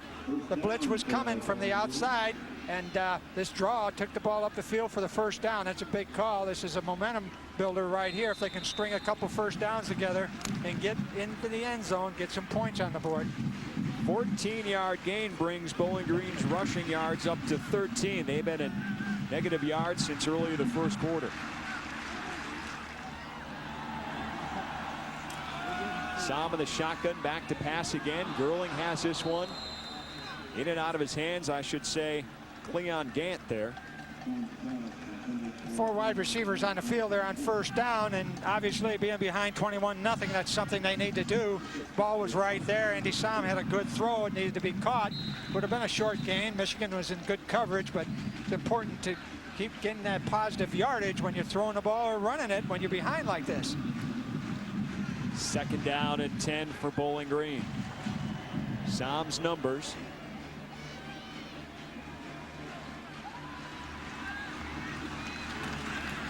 Back to pass. This one in and out of the hands as well. This time David Batista can't handle it. James Whitley there on coverage. Yeah, execution is the key, and obviously Sam has had a few passes drop, but Michigan's starting to put the pressure on him, and rightly so. When you got somebody down 21-0, you don't want to sit back there and let them pick you apart. So I can see Michigan doing a little bit more up front, trying to get to the quarterback. Well, you saw those fans with the water. Gary Blackney decided to take the tie and shirt off, and he's now in a nice polo shirt, staying a little bit cooler on the sideline, but probably hot trying to get this team back on the board. This time Sam scrambles, plenty of running room, picks up the first down, spun around inside the 45-yard line and down at the 42. Larry Foote there to bring him down, and Sam probably made the right decision early. You know, he is a good decision maker. The coaches told me on Thursday they really like the way he handles himself, the leadership, the poise, the decision making. He's done that a couple times, and you can see with his size and his strength and his mobility, he's got to be a real factor for any pass rush team that's trying to get a sack. 19-yard gain on the quarterback scramble. Puts him in Michigan territory at the 42, and this is as far as Bowling Green has been all day.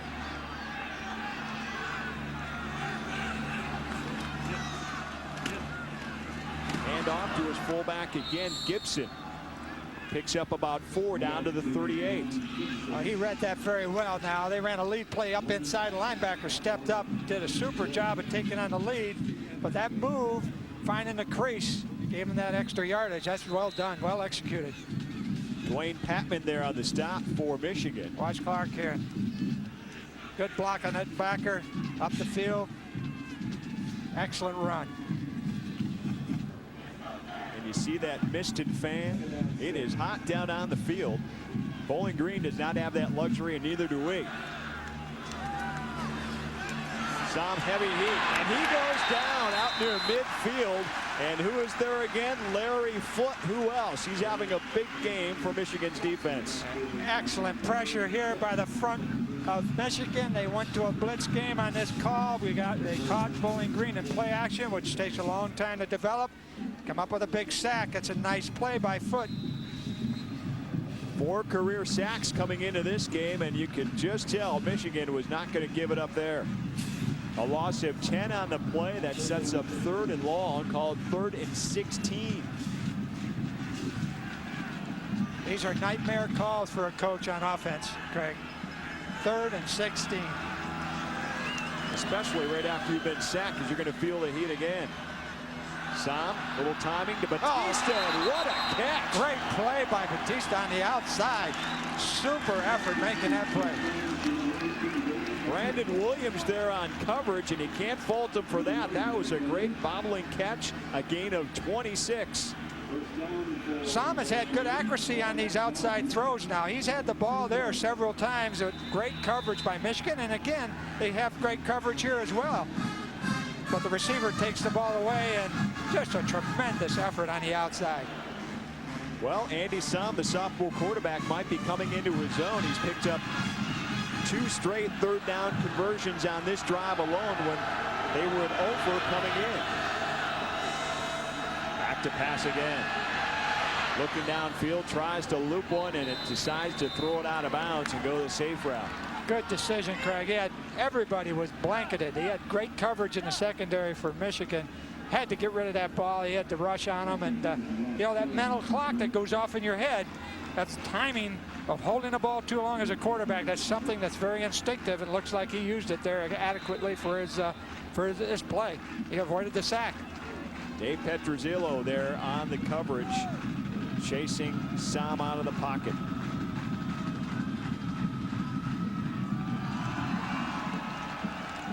Bowling Green offense, the deepest penetration of the day, sitting at the Michigan 22. This play pretty impressive. 10 plays, 55 yards so far. Ball loose down on the ground, and flags step in. It looks like before the snap, possibly.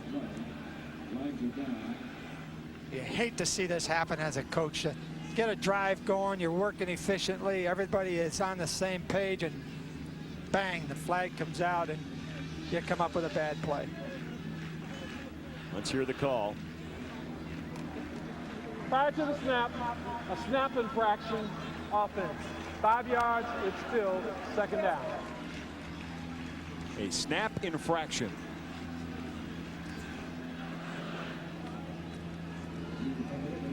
And it looked like out of the shotgun there, his center, who is John Mazer, filling in for Eric Curl, who is injured and out for the year. Looked like he hit his own leg, huh? In that snap.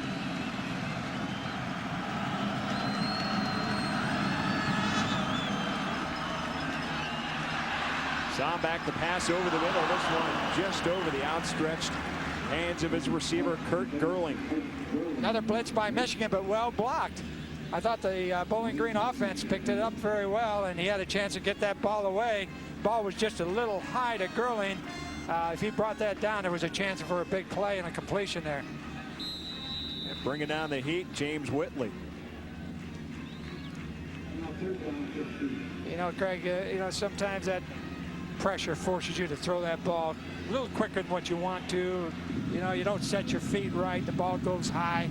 All those things are big factors in whether or not you're going to get the ball there. And a timeout on the field, 4:44 to go here in the third quarter. Michigan leading Bowling Green. You're watching Big Ten football from ESPN+.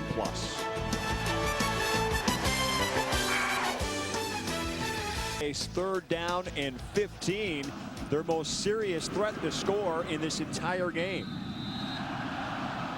Here's a look at the drive so far. 11 plays, 50 yards, more than 4 minutes off the clock. It started back at their own 23. They're at Michigan's 27 right now. Inside handoff on 3rd and long. And again, his big fullback, John Gibson, scooting ahead, and it's going to be about a 4th and 5 after the 10-yard pickup. Larry Foote there again, and Dwayne Patman. And it looks like Gary Blackney is going to go ahead with the field goal. Well executed draw play here, Craig. Look at this. As they blocked it, it created a nice crease for the running back and almost got the first down. This is important. They got to get points on the board here after that drive. This is a real critical play. Mike Knapp will attempt the 34-yard field goal to get Bowling Green on the board. This one out of the way, and it looks like it's no good. So Bowling Green's drive ends on a missed field goal attempt. That one just hooked. And the Falcons come up empty here in the third quarter. Give credit to the Michigan defense. Defensive coordinator Jim Herman told me yesterday that he was looking forward to see what they could do as a defensive team during any adversity, and the adversity showed up on this drive because Bowling Green made some big plays on them, moved the ball into scoring territory, but came away with no points. So that's a good strike for that defense.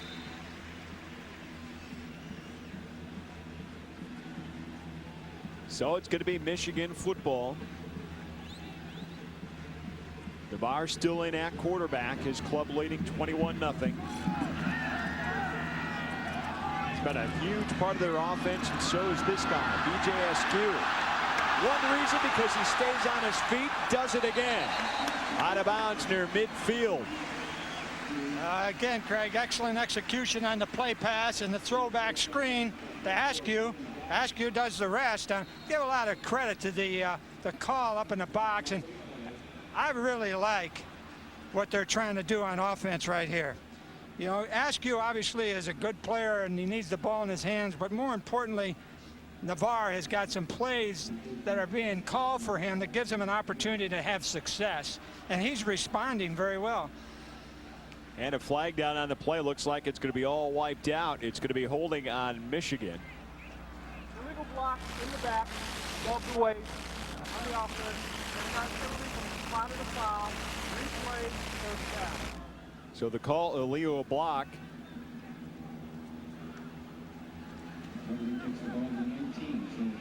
Take a look on the left part of your screen. During the Askew run. Vargas crosses the 35 down at the 37. Well, like I said earlier, this guy's playing with an awful lot of emotion. He gets the ball in his hands. He just wants to go, doesn't he? He runs a jet right out the other end of the stadium. He's got some explosiveness about him. Certainly does, and he goes off to the sideline, though. Looked like he was trying to get his foot back in gear. 18-yard pickup. Good for a first down for Michigan.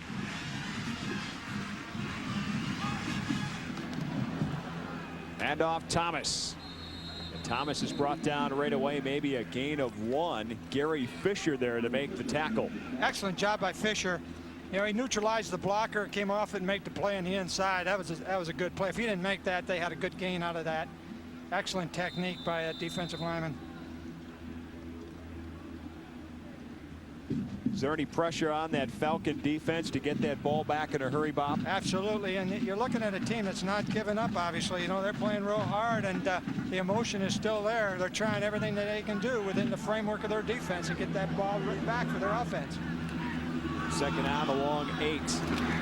Hand off this time to the true freshman for Michigan. Once again, Chris Perry.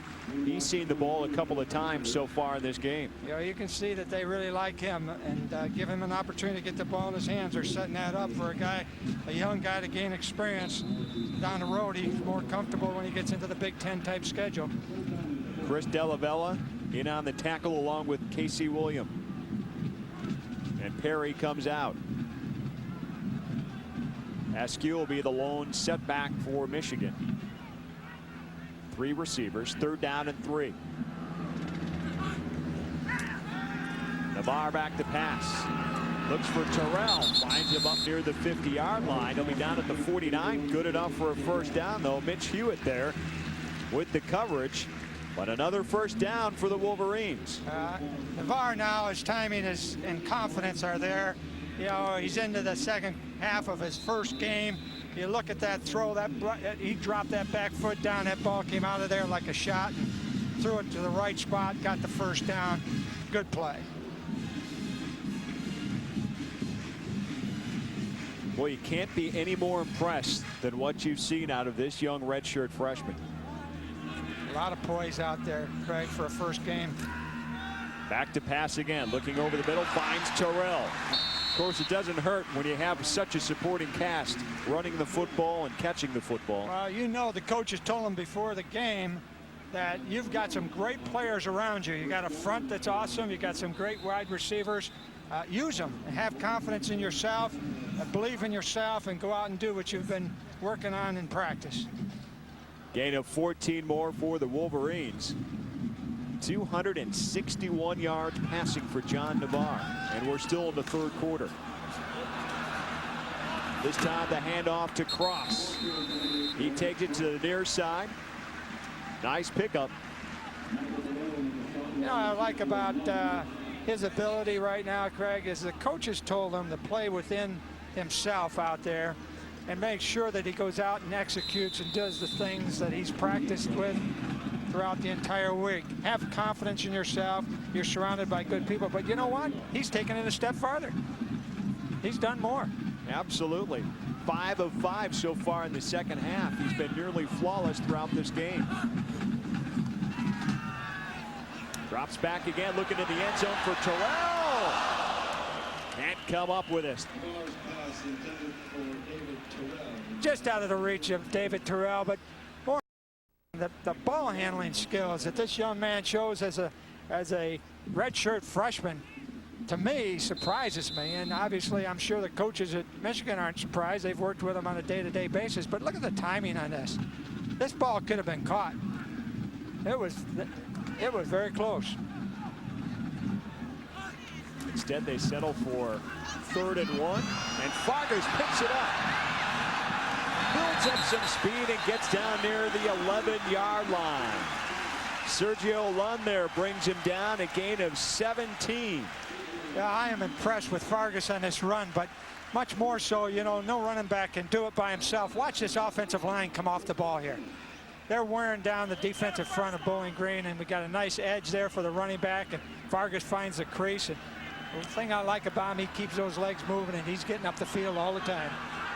Look at those numbers. 6 rushes, 63 yards for the first time back in over a year. Fargas again gets down to the 5-yard line. And that's going to be the last play of the 3rd quarter. It's been the Justin Fargas show here over the last couple of plays. The sophomore doing the job. Michigan in good shape again when we start the 4th quarter. You're watching Big Ten football from ESPN+.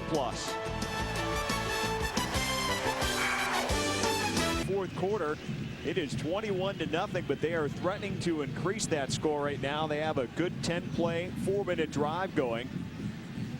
65 yards so far. John Navarre has done a nice job. Perfect so far in the second half passing. And Justin Fargas racking up the numbers on the ground. Well, you're seeing an outstanding technique by your quarterback and your running back and your offensive line, and a great attention to detail on execution. 2nd down from the 5. Handoff Fargas straight ahead. Maybe down to the 3. And off to Justin Fargas.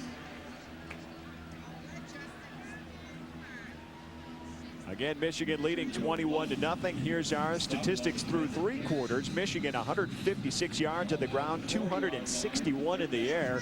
Bowling Green has struggled to get their offense going. Only one legit drive deep in the Michigan territory ends in a missed field goal. The average play, Michigan more than 2-1, better than Bowling Green. 3rd down now.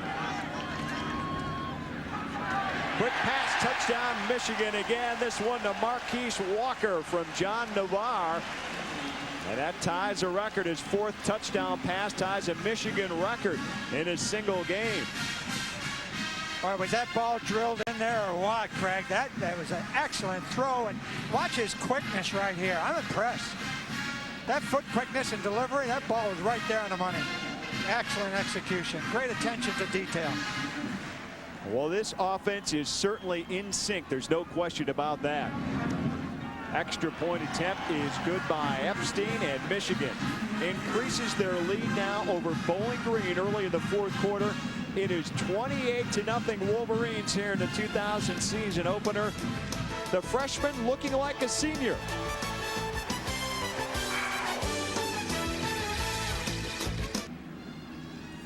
Michigan dominating this game over Bowling Green, just scoring another touchdown here early in the 4th quarter, leading the Falcons 28-0. John Navarre couldn't be any more impressed with this redshirt freshman. 265 yards passing. He also ties a single game passing record with a host of other quarterbacks. It's been done 10 times. The last, Tom Brady throwing 4 touchdown passes in the Orange Bowl. And he's a back-to-back games. And he's a young one, Craig. Excuse me. He's a young one. He's going to be around for a long time. Batista had problems picking up that football I'll tell you what, the strategy by some of these guys, kickers with the kickoffs anymore, putting them just into the corner, and that's a frustrating place to come out of. Very difficult to handle that ball unless you get a real good jump on it, and he didn't do that. Coverage teams are real fast for Michigan, and that's a good indicator that you're going to have good special teams. 1 minute you think they're going to get the touch back, and the next minute they put it up short and in the corner for you. Good strategy. So Bowling Green takes over at their own 10-yard line. Andy Somm remains the quarterback.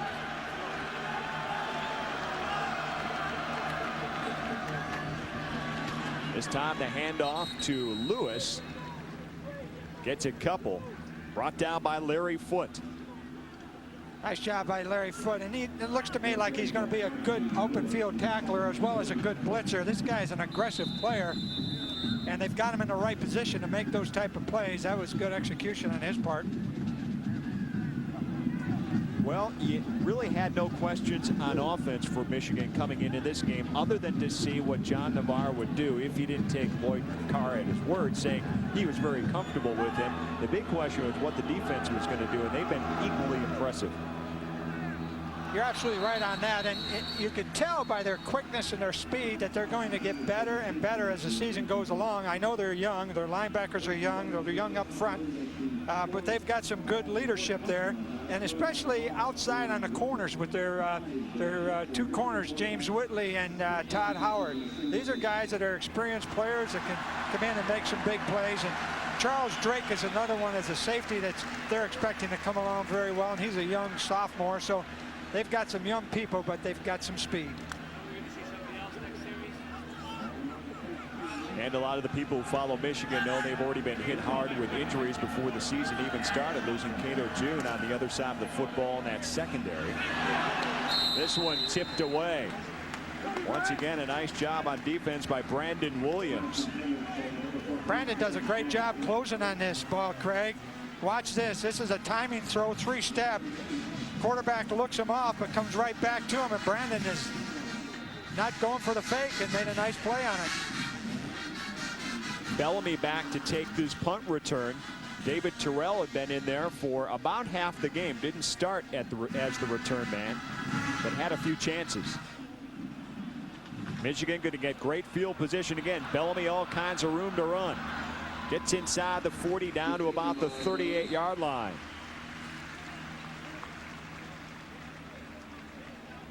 And Navarre has had an outstanding debut here. And he's not the only one. Let's take a look at some of the debuts of some of these fine quarterbacks and some of their numbers. Tom Brady, 267 yards a few years ago. Brian Griese, nearly 200 yards and a couple of touchdowns. Todd Collins, 285 yards and 2 touchdowns back in '91. Elvis Gerbach and Rick Leach, their numbers. But Navarre is going to rank-wise top that list with 265 and 4 touchdowns already in his Michigan debut. Thomas finds some running room and gets inside the 30, picks up a first down.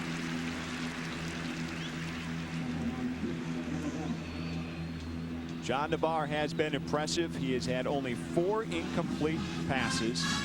And I could probably say I know 3 of those were dropped. Well, you know, I don't know what the circumstances were in those other quarterbacks' debut, but this guy had been told about a week ago that he was going to be the starter and didn't have the benefit of being the quarterback from the start of training camp on. He's done a magnificent job. It does make a difference in that throw of the fact that it's a season opener, and Lloyd Carr was making the point that this guy's facing the pressure of a season opener. Thomas again, plenty of running room. Stays on his feet, gets in the end zone. Touchdown, Michigan. Looked like he may have stepped out of bounds, but the call is for a touchdown, 27 yards. What an excellent run by Thomas. He came down that boundary and he was pinned to the sideline. Defensive back came up on him. He put the straight arm out. And again, this cutback play is very dangerous when you got a defense that's trying to make plays and trying to over pursue. And that's exactly what happened right there. He was towing the line on the sideline. Thomas now 108 yards rushing on the day. The extra point is good, and Michigan now leading Bowling Green with 12:41 to go in this game, 35-0.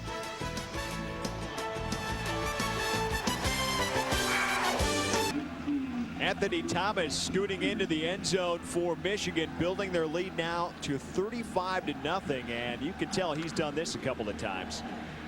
This is a good run, but you know the Bowling Green coaches and Gary Blackney are going to be very disappointed in some of the tackling on their defense. That's something they're going to, I'm sure, address next week as they get prepared to play Pitt. If you don't tackle well, you're going to let runs like that get away, and that's something that I'm sure they'll be working on. 14 100-yard games now for Anthony Thomas in his career here at Michigan. Long and Batista. It's going to be Batista about a yard deep, fumbles the ball again. Stays on his feet up near the 17-yard line, and that's where Bowling Green will try to put something together, get on the board here, and avoid the shutout. 12:32 to go, so plenty of time. Boy, that Michigan defense has been tough from the beginning. They have been, and you know, on these last two kickoffs, Bowling Green has really struggled in returning the ball, and that has something to do with catching the ball cleanly and getting it up the field, and that's obviously a problem for them. But the Bowling Green offense is having a real difficult time with the speed of the Michigan defense. There you look at the total yards. What a domination by the Wolverines.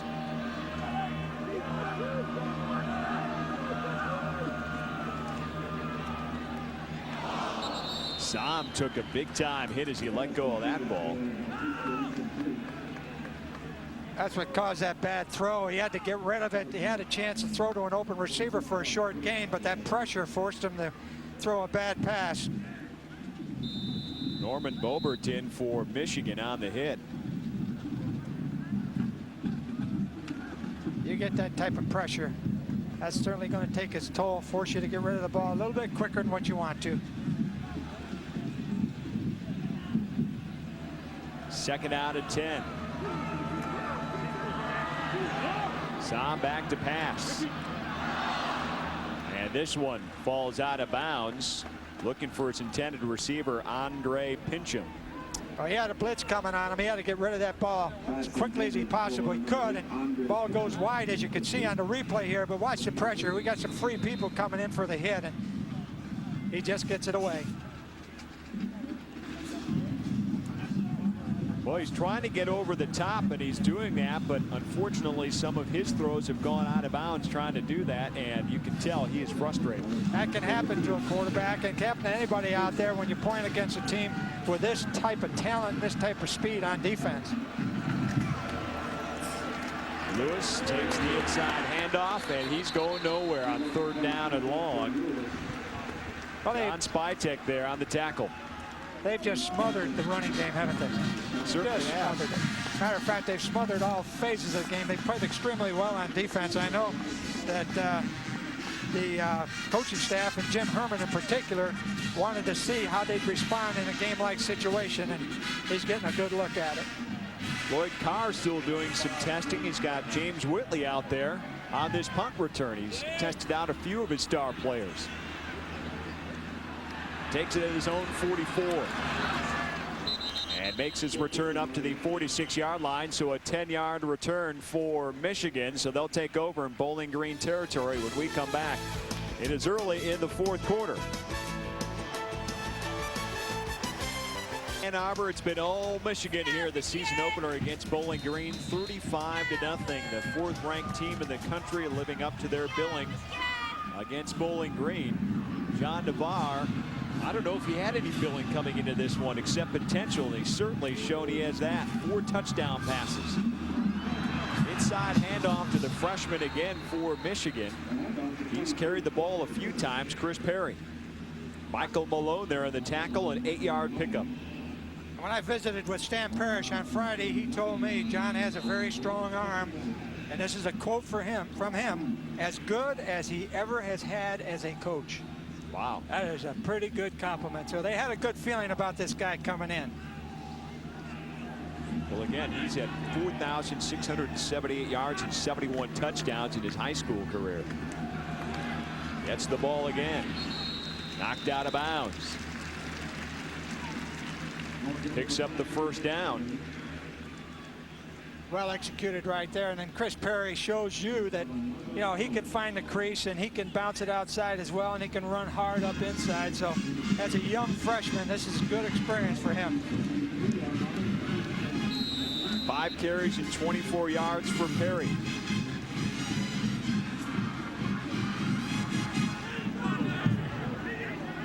Ryan Beard in the backfield now for DeVar. Takes the handoff on first down. Picks up about 3 down to the 30. A lot of people getting action in this game. You have to feel real good about your defense when they come up and step up and make plays like that on a running game, knowing full well that you're behind 35-0, and here comes the ball right down your throat. These players at Bowling Green are fighting. Well, there's some time left in this game to still accomplish some things coming out of here from Bowling Green. Beard again. No game this time. Chris Delavella wraps him up. Delavella made a nice play on that, but otherwise it got a big gain. He came off a block and ended up making a good open field tackle. Well, as you mentioned, next week Bowling Green goes home to host Pittsburgh. And then they've got 3 in a row on the road at Temple, at Buffalo, and at Kent. They actually have a pretty tough schedule midway through the season. They are only home twice through their first 7 games. That's always a big challenge when you're playing on the road, Greg, as you know.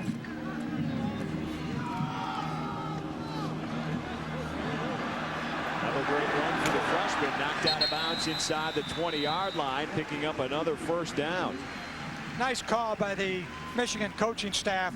Chris Perry takes this handoff on a draw and then breaks it to the outside. But, you know, the threat of the pass from Navarre, he's been so hot for the whole game.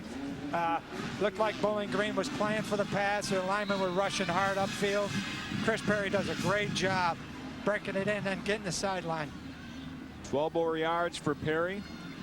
37 yards on the ground on only 6 carries in his freshman debut. Gets the ball again.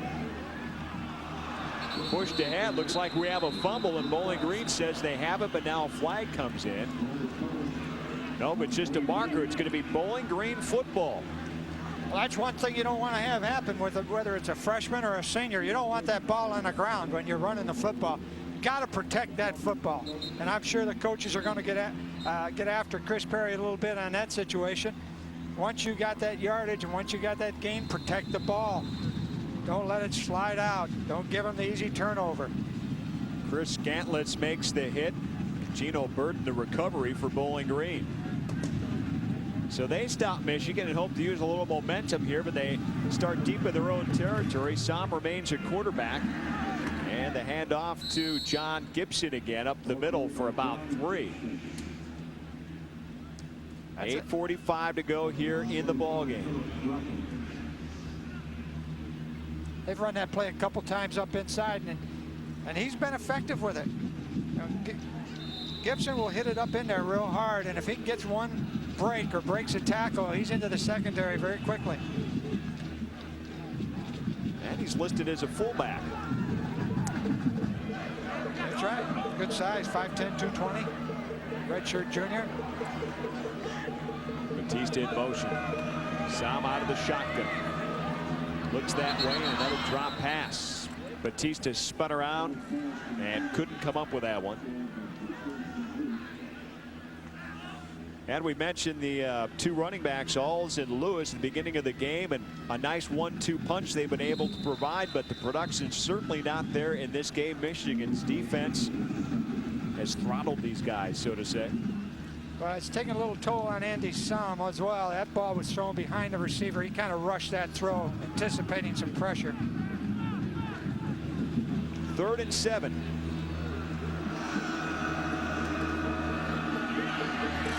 Som over the middle. Nice catch by Kurt Gerling for the first down up at the 25-yard line. Gerling went down and dug that out. That was well done on his part. That ball was thrown pretty low in there. And again, Andy Som is rushing the throw. Ball's right in the dirt. As you can see, Gerling does a great job of scooping it out. 12-yard pickup for the Falcons. 8:06 to go in this one. Gary Blackney would like nothing more than to take that shutout off the board.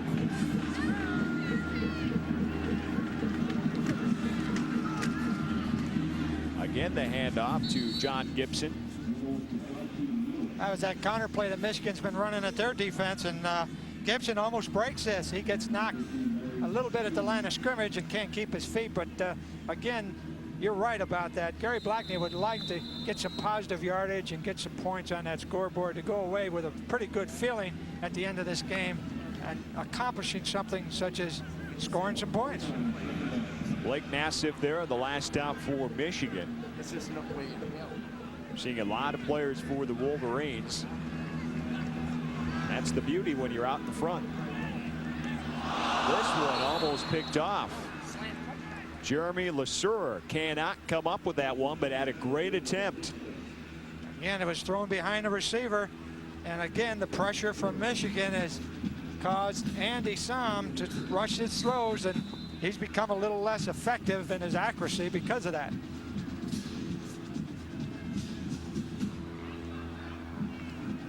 Well, numbers speak volumes for Michigan. 496 total yards, only 163 for the Falcons. Sam looking deep. Tries to find Curling, and a great diving catch down to the 41-yard line of Michigan. Curling just laid out for that ball, Craig. Ball was well thrown, obviously, and the timing was good. Sam stayed in the pocket. He lays out for this catch. If he doesn't do that, that ball is incomplete. Tremendous concentration and effort on his part. 30-yard pickup, the biggest play on offense for Bowling Green in this game so far, down to the 41. And Gerling off to the sideline. Looks like they're checking his shoulder. To that diving catch, you're laying your body out. You sure are, and he was laid out for a long time there. Fakes the pass in the inside handoff. Godfrey Lewis going nowhere. Well, Michigan's defense not fooled there. The blitz got him on that. They had good penetration up the field, Craig, and the blitz put the pressure on the draw, and they had nowhere to run. Carl Diggs wasn't fooled. 1 yard loss for Lewis. Second down at 11 for Bowling Green.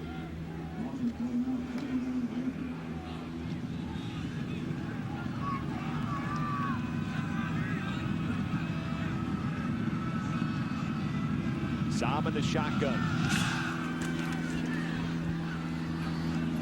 This pass a little too far ahead for his intended receiver. Well, right now as a coach, if you're on the other sideline and you're behind 35-0, you're looking for some positive things to happen. And that catch that we just saw by Gerling is something that's along those lines, but right now when you get incompletions like this, that takes it away. So they've got to get some consistency going to create some enthusiasm for this offense. 3rd and 11 now.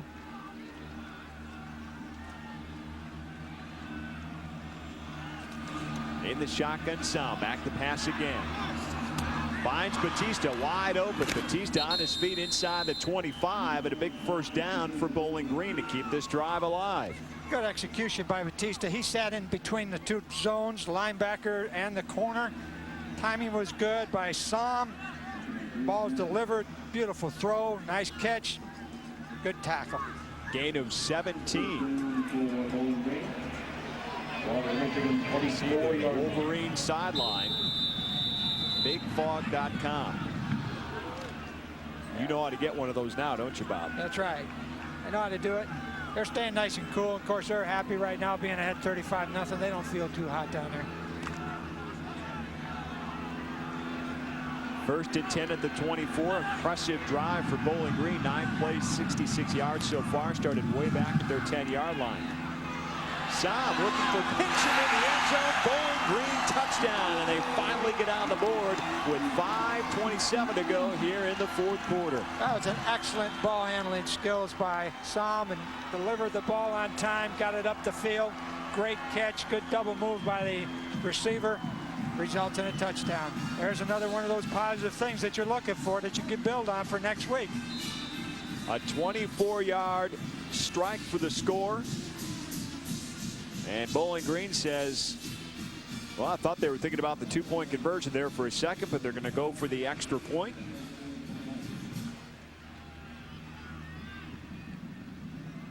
First career touchdown reception for Andre Pincham. And the extra point is tacked on, so 5:21 to go, and Bowling Green gets on the board. Good looking pass from Andy Sam. Michigan loses the shutout on defense. Bowling Green on the board, 35-7, your score in Ann Arbor. Welcome back to the Big House in Ann Arbor, Michigan. It's on its way to win the 2000 season opener against Bowling Green, but Bowling Green makes sure that Michigan doesn't get credit with the shutout as Pincham comes up with a big touchdown catch delivered by Andy Sam. Well, and if you're Tom Lichtenberg and Gary Blackney, you're going to like that because the fight is still there no matter what the score is, and that's a big key to your football team. Perry and Cross deep to receive this one for Michigan. It's going to be Walter Cross. Pretty good run back for Cross as he gets up near midfield. We are in Ann Arbor, the Big Ten football opener, the season opener for the Michigan Wolverines here at Michigan Stadium, taking on the Max Bowling Green alongside Bob Alicenti. I'm Craig Kashan, and it's been all Michigan in this one, and a very impressive performance by John Navarre. And we'll see if we see him here for the final series, and we won't. We're going to get Andy Maneri in. Well, you knew that Michigan had good offensive linemen, outstanding receivers, a stable of running backs coming back. The question that Coach Carr and his staff wanted to find out was, how could the quarterback function as a redshirt freshman in this situation? And I think that question was pretty well answered, don't you, Craig? Absolutely. I don't know how much more the staff could be pleased with what they saw to John Navarre. And now you've got another redshirt freshman in there, Andy Maneri. And Navarre, of course, your day's not done just because you're not throwing. You get on the headset, you got to keep track of what's going on as well. Look at the numbers, 15 out of 19. 265 yards, 4 touchdowns. Again, the 4 touchdowns in one game by a Michigan quarterback ties tops for that list. Well, that's impressive. You know, going on the sideline, he's not taking his pads off. He's pulling for his teammates. He's got the headset on. He's signaling in plays. He's in the game, and that's the key. His job isn't over, like you said, Craig. That's impressive. And there's Drew Henson, who looks to get back on the field in a few weeks as his bone in his broken foot continues to heal. Bowling Green penalty, too many players on the field there. It puts Michigan in even better situation inside Bowling Green territory. Do you imagine the meetings and quarterbacks meetings the next couple weeks in their preparation for their upcoming opponents? How good the coaching staff's got to feel about their depth at those positions? Absolutely. To be able to have 2 quarterbacks like Navarre and as a redshirt freshman doing an outstanding job, and then your starter, when he's down and hurt, he comes in and replaces him. That gives you great depth. And Michigan going over 500 yards. Last time they did that against Hawaii in 1998. And Maneri goes down on the sack. Ochar there to pick up the quarterback sack for Bowling Green. And there is the last time Michigan went over that big 500-yard plateau. They got 524 against Hawaii. Lloyd Carr, not fully smiling just yet, but you know he's pretty happy with what he's seeing. He likes what he's seeing out of his freshman Chris Perry, who continues to run well. Just what we said earlier about him. He's up the field type of ball carrier. He's aggressive. He finds the hole quick. He can bounce it outside. He's got good bursts and good acceleration. He's going to use him quite extensively, I'm sure, this year, and this is good experience for him in this game. Malone and Delabella in on the tackle. 12-yard pickup for Perry.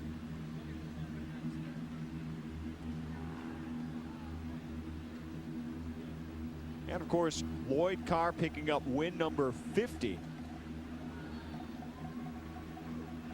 And let's take a look at the best starts of the first 5 seasons of any coach. And he ranks right up there with some of the best, Bob. That's outstanding, and going for his 50th win puts him pretty close to that #1 spot, doesn't it? When you're on that list, why not be #1? Absolutely. You're among the best. Absolutely. He's done an outstanding job, and you can tell when you walk into his office that he's the type of coach that you'd love to have your son play for. And I'm not taking anything away from Gary Blackney, because he's an excellent coach as well and has been very successful. They're turning the corner down near the 30-yard line. About a 5-yard pickup, flag out of the field. This game a little bit as you start to see the subs see a little more time on the field that they're not used to. This one going against Michigan again.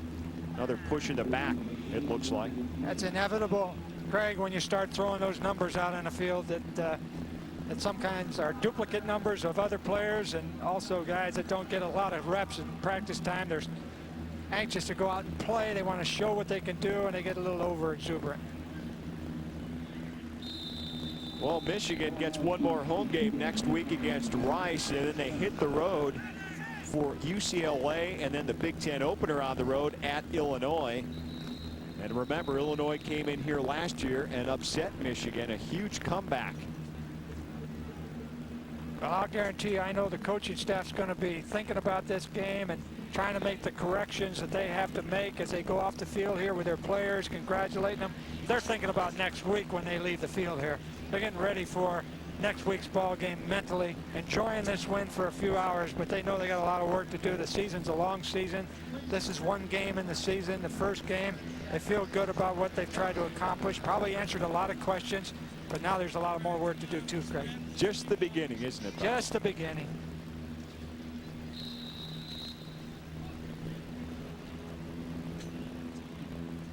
As a former coach, did you feel the fall camp was one part of your year, and then getting that first game under your belt moving forward was another part? That's correct. That fall camp was phase 1. The opening 2 or 3 games were phase 2, and then the rest of it was just as you see it. There goes Perry using his speed and staying on his feet into the end zone. His first career touchdown, 42 yards. He wasn't going to be denied, was he? Absolutely not. Excellent effort. 10 carries, 103 yards. So the freshman joins the senior, hitting that 100-yard plateau in the game. Anthony Thomas also went over 100. You like the way he broke those tackles at the end. You know, the intensity level to try to get into the end zone, that burning desire to score points. Hard to coach that. And they got that heart that's that big and that fire burning in their belly to want to get into the end zone. It's hard to coach that type of technique and get that intensity level into a player. He's got to have it. How about that for a third down run as well? 3:02 to go in this game. Michigan 42, Bowling Green 7. Let's take another look at what the freshman accomplished today. Eludes 1 tackle, and this one staying on his feet. Looks like he was going down right here.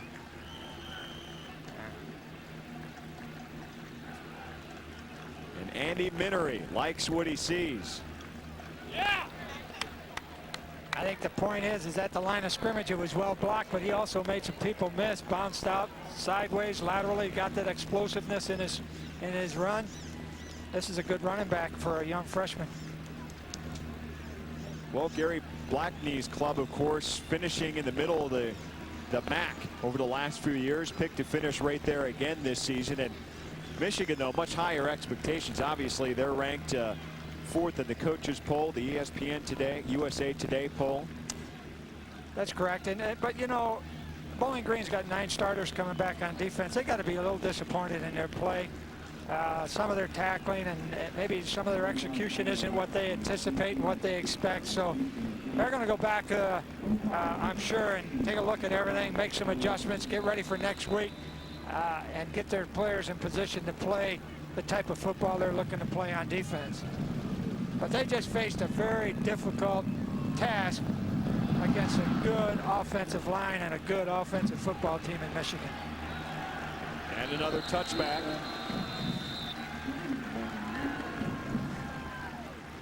Three minutes to go. And here's what's happened throughout the afternoon here. John DeVar, the redshirt freshman, steps in impressively. 15 out of 19, 265 yards and 4 touchdowns. Ties a team record for single game touchdowns. Total yards completely dominated by Michigan, and rushing yards almost 300 for the Wolverines as Thomas and Perry go over 100. Thomas with 108, Perry at 103, and each scoring a touchdown.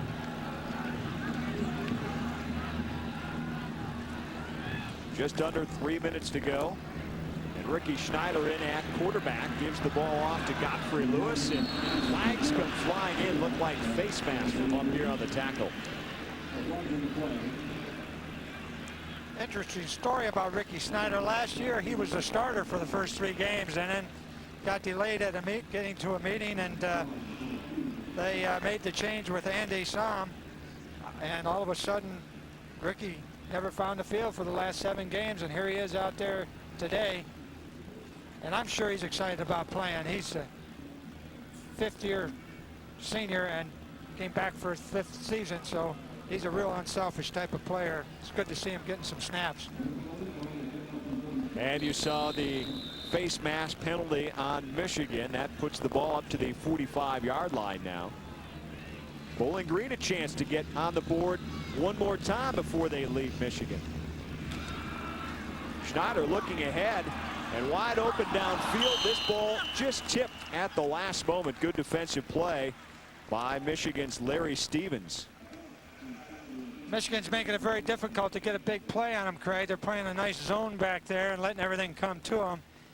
At that time, Smalls made a good play on that deep ball. Gant had a shot at it, but had to wait just a little bit for that ball to come down.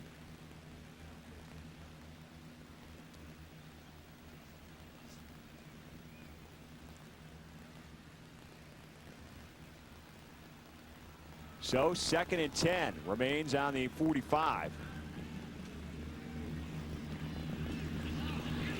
Inside handoff, and once again going to his big fullback, John Gibson. Nowhere to go against Michigan's defense right now. 3rd and long. Well, they caught him in a blitz again, and a draw play against a blitz is very difficult because all the gaps are filled and you got penetration, and the draw is such a slow developing play that you're going to have difficulty making that work.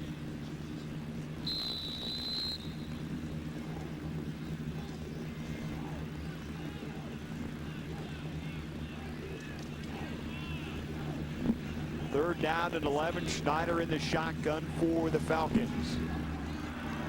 He sends 4 out. Pass complete. Pincham's got it. He scored the touchdown. Picks up the 1st down.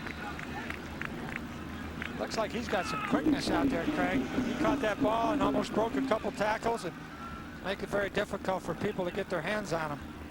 Pickup of 13. Van Pelt there with the stop for Michigan.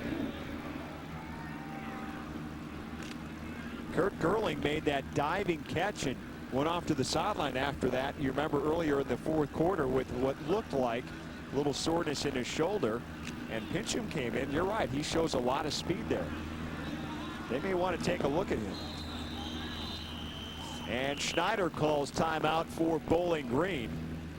They want to make sure that they finish strong, and so he wants to get everything straight up there on the line of scrimmage. 1 minute 21 seconds to go officially here in the ball game. The 2000 season opener almost complete. Michigan is going to add a little bit more to their history by picking up season opening win number 100 in this, their 121st season of football.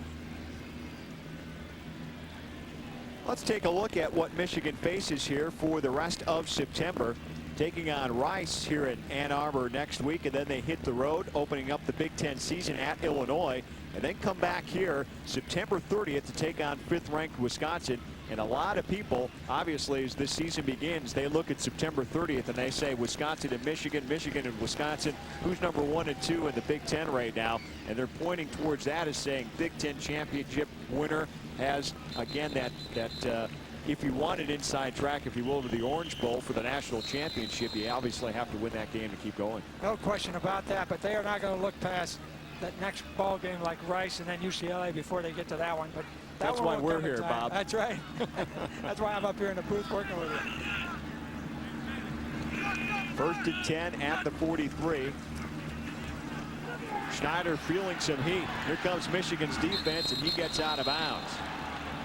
And maybe just back to the line of scrimmage after a big collision over there on the Michigan bench. I think he ran over one of the coaches or the... John Wood in hot pursuit coming off that defensive line for the Wolverines. Rick Schneider shows a lot of poise coming off the bench here. I know he's an older player. You know, he called timeout when the play clock was winding down. Right here, he ate the football and scrambled and didn't have any receivers open. And you can see his maturity out there.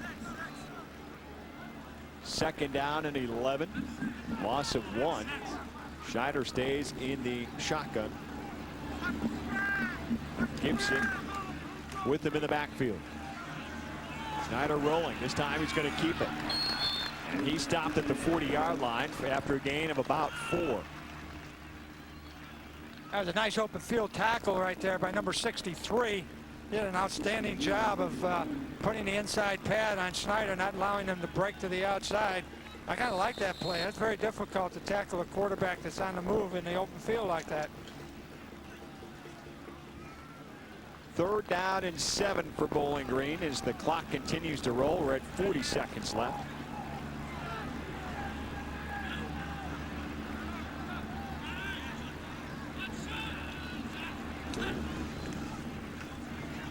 Schneider, pressure by Michigan, and this one is in and out of the hands of Batista, incomplete. So one more try for Bowling Green to try to pick up the 1st down. It'll be 4th down and long. Got a chance there, didn't he? He put the ball right on the money.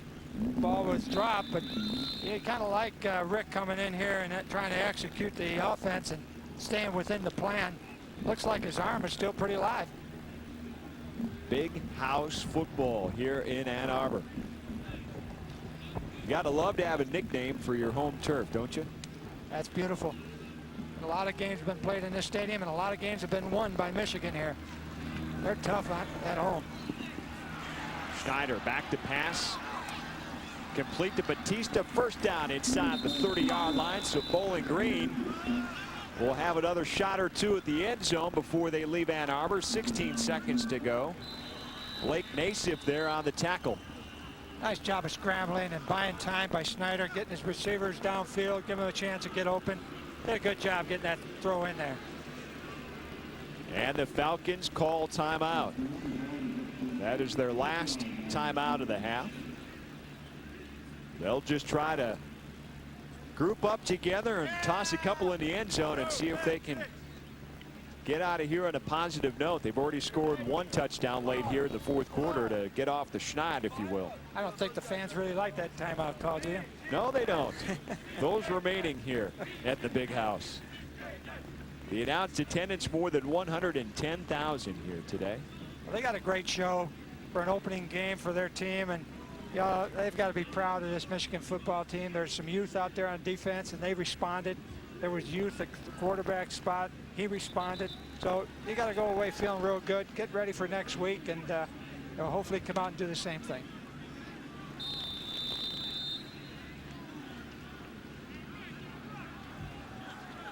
So the Falcons huddle and come out with a 1st and 10 at Michigan's 28.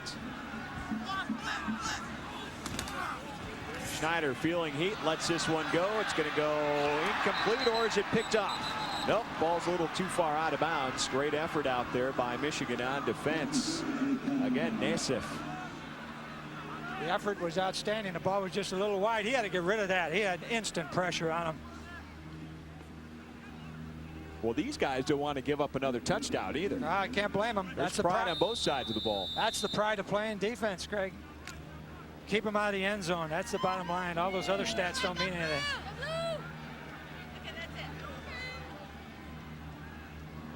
11 seconds to go. Schneider again. Here comes the blitz by Michigan. Throws one up. And this time it is picked off by the Wolverines at the 1-yard line. Michael Manning comes up with the football. He played that very well, didn't he?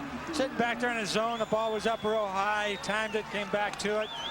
Got the interception. That's the way you want to end the ball game. Well, Schneider just had to throw it up there. He only had one receiver downfield, and there was about 4 Michigan defenders. So the odds were with the defense on that one.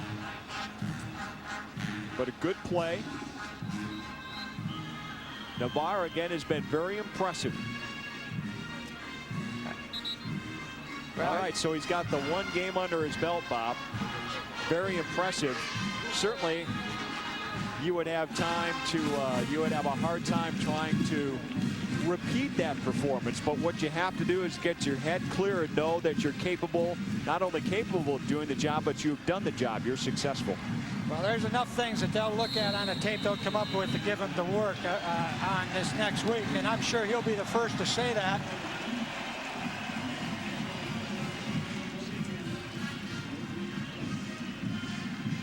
But very impressive. So that is the end of the game. Michigan wins this one 42-7 is the final score. John Navarre, very impressive freshman debut, and of course now he's going to become a media darling here for at least another week or so for Michigan as this team now moves ahead and gets ready for its next game against Rice right here in Ann Arbor next week. We'll take a timeout and come back to the big house in Michigan. Again, the final score, the Wolverines top the Falcons 42-7. You are watching Big Ten football from ESPN+.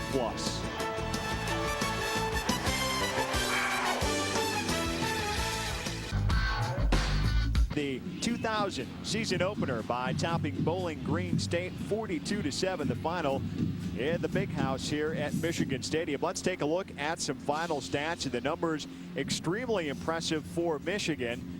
The rushing yards 288, the passing yards 265 for John Navarre. The total yards, the obviously big difference when you add those two up, 554 total yards, going over that 500 mark in total yards for the first time in a couple of seasons. Third down conversions were there, 29 first downs. You can't say much more than that. The numbers tell you the story.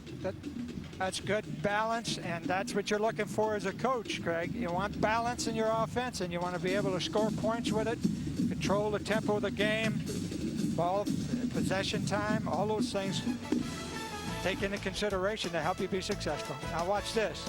And this replay, Navarre puts the ball right in the corner of the end zone. It's just a great leaping grab by the receiver, but more importantly, the accuracy by the quarterback. That young quarterback came out there today and wanted to prove that he could get the job done. And he can show you right there, he's got a rifle-like arm. He can throw accuracy. He can throw for touch. He's got the tools, it looks like, to improve and keep getting better. And obviously, this was a good day for him. A final word when we come back to Ann Arbor. Michigan 42, Bowling Green 7. You're watching Big Ten football from ESPN+.